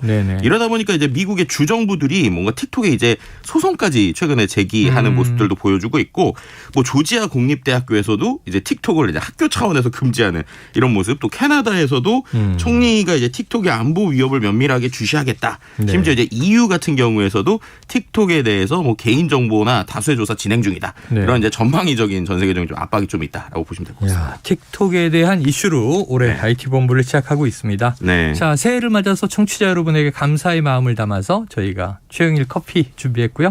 추첨을 통해서 드리는데 지금 이 IT 본부 들으시면서 소중한 청취 의견 감사하게 받겠습니다. 궁금한 것은 김덕진 소장에게 직접 질문을 날려주셔도 좋습니다. 너무 좋습니다. 짧은 문자 50원, 긴 문자 100원 드는 샵 9730으로 문자 많이 보내주시기 바랍니다. 자, 그런데 틱톡을 이렇게 견제하는 이유도 궁금하잖아요. 지금 사이버 보안 문제, 스파이 활동에 대한 우려, 프라이버시 침해 이런 문제들이 다 좀 걱정이 되기도 하지만 국가적 이슈, 보안 이슈도 있지만 틱톡의 또 빠른 성장을 이게 역설적으로 대변하는 일이 아닌가 싶어요. 그렇죠. 그러니까 이게 참 미국 입장에서는 솔직히 말하면 자존심 상하는 일이에요. 왜냐하면 지금 한 최근 10년 동안 거의 모든 서비스는 미국이 독점을 했거든요. 생각해 보시면 구글, 뭐 페이스북, 애플, 뭐 트위터, 유튜브, 트위터 다 미국 거잖아요. 근데 갑자기 갑툭튀라고 표현을 하죠.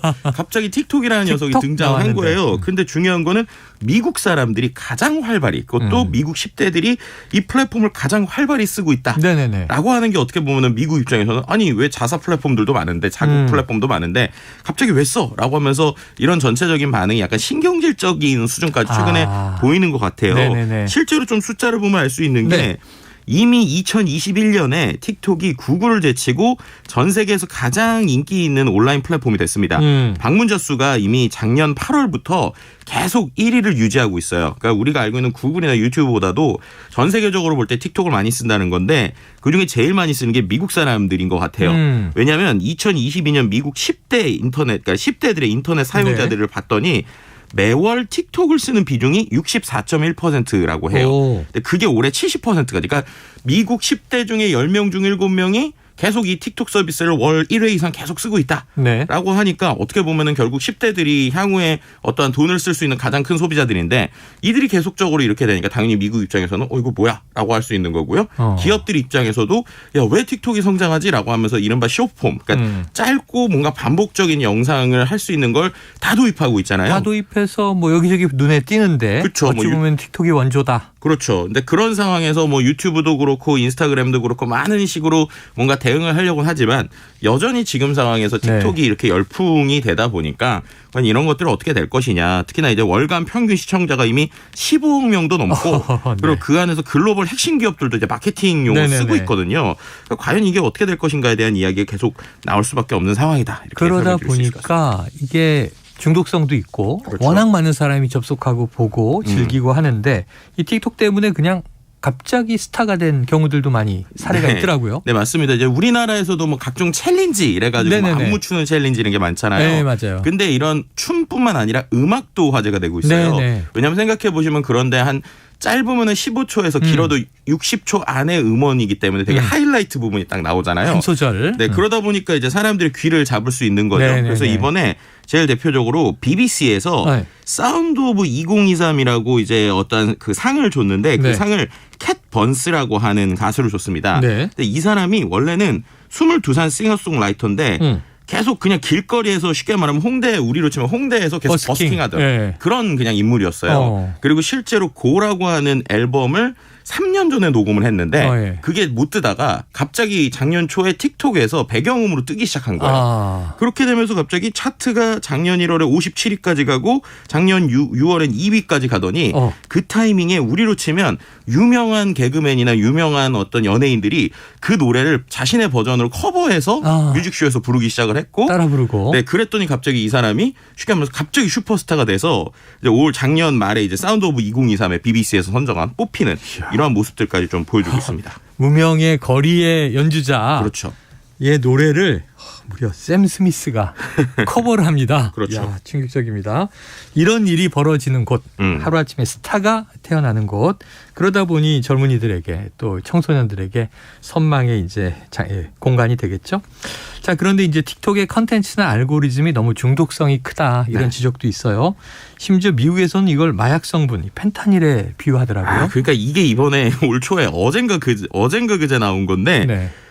이제 마이크 갤러거 하원 의원이 MBC와의 인터뷰를 하는데 틱톡이 이제 디지털 펜타닐이다라고 얘기를 한 거예요. 그래서 틱톡이 중독성이 강하고 파괴적이기 때문에 틱톡 사용 금지가 전국적으로 확대되어야 된다. 특히 미국의 어린 남성과 여성층이 상당히 파괴적으로 지금 중독되고 있다라고 얘기를 하는 것이고요. 어떤 것에 비유를 했냐면 안전벨트법이 없는 1965년으로 돌아간 것과 같다라고 언급을 한 거예요. 그러니까 우리가 자동차를 탈 때 예전에 안전벨트 없었는데 뭔가 고속으로 막 달리는데 안전벨트 없으면 사람이 이제 죽을 수 있잖아요. 지금 생각하면 그런데 그렇죠. 그때는 막 그랬죠. 그렇죠. 그러니까 이제 안전벨트를 의무화했는데 그런 정도로 이거는 중독성이 심하니까 규제를 해야 된다, 막아야 된다라고 이제 얘기를 하고 있는 거로 보시면 될 것 같고요. 근데 이거에 대해서 또 한편에서는 이제 지적이 나오는 게 아니 디지털 펜타닐이라고 이제 주장하는 미국이 실제 펜타닐은 제대로 규제하지 못하면서 왜 이런 것들에 대해서 이렇게 이야기하느냐, 어불성설이다, 뭐 이런 양쪽의 이야기가 좀 나오고 있는 상황으로 볼 수 있습니다. 현실의 마약은 규제 못하면서.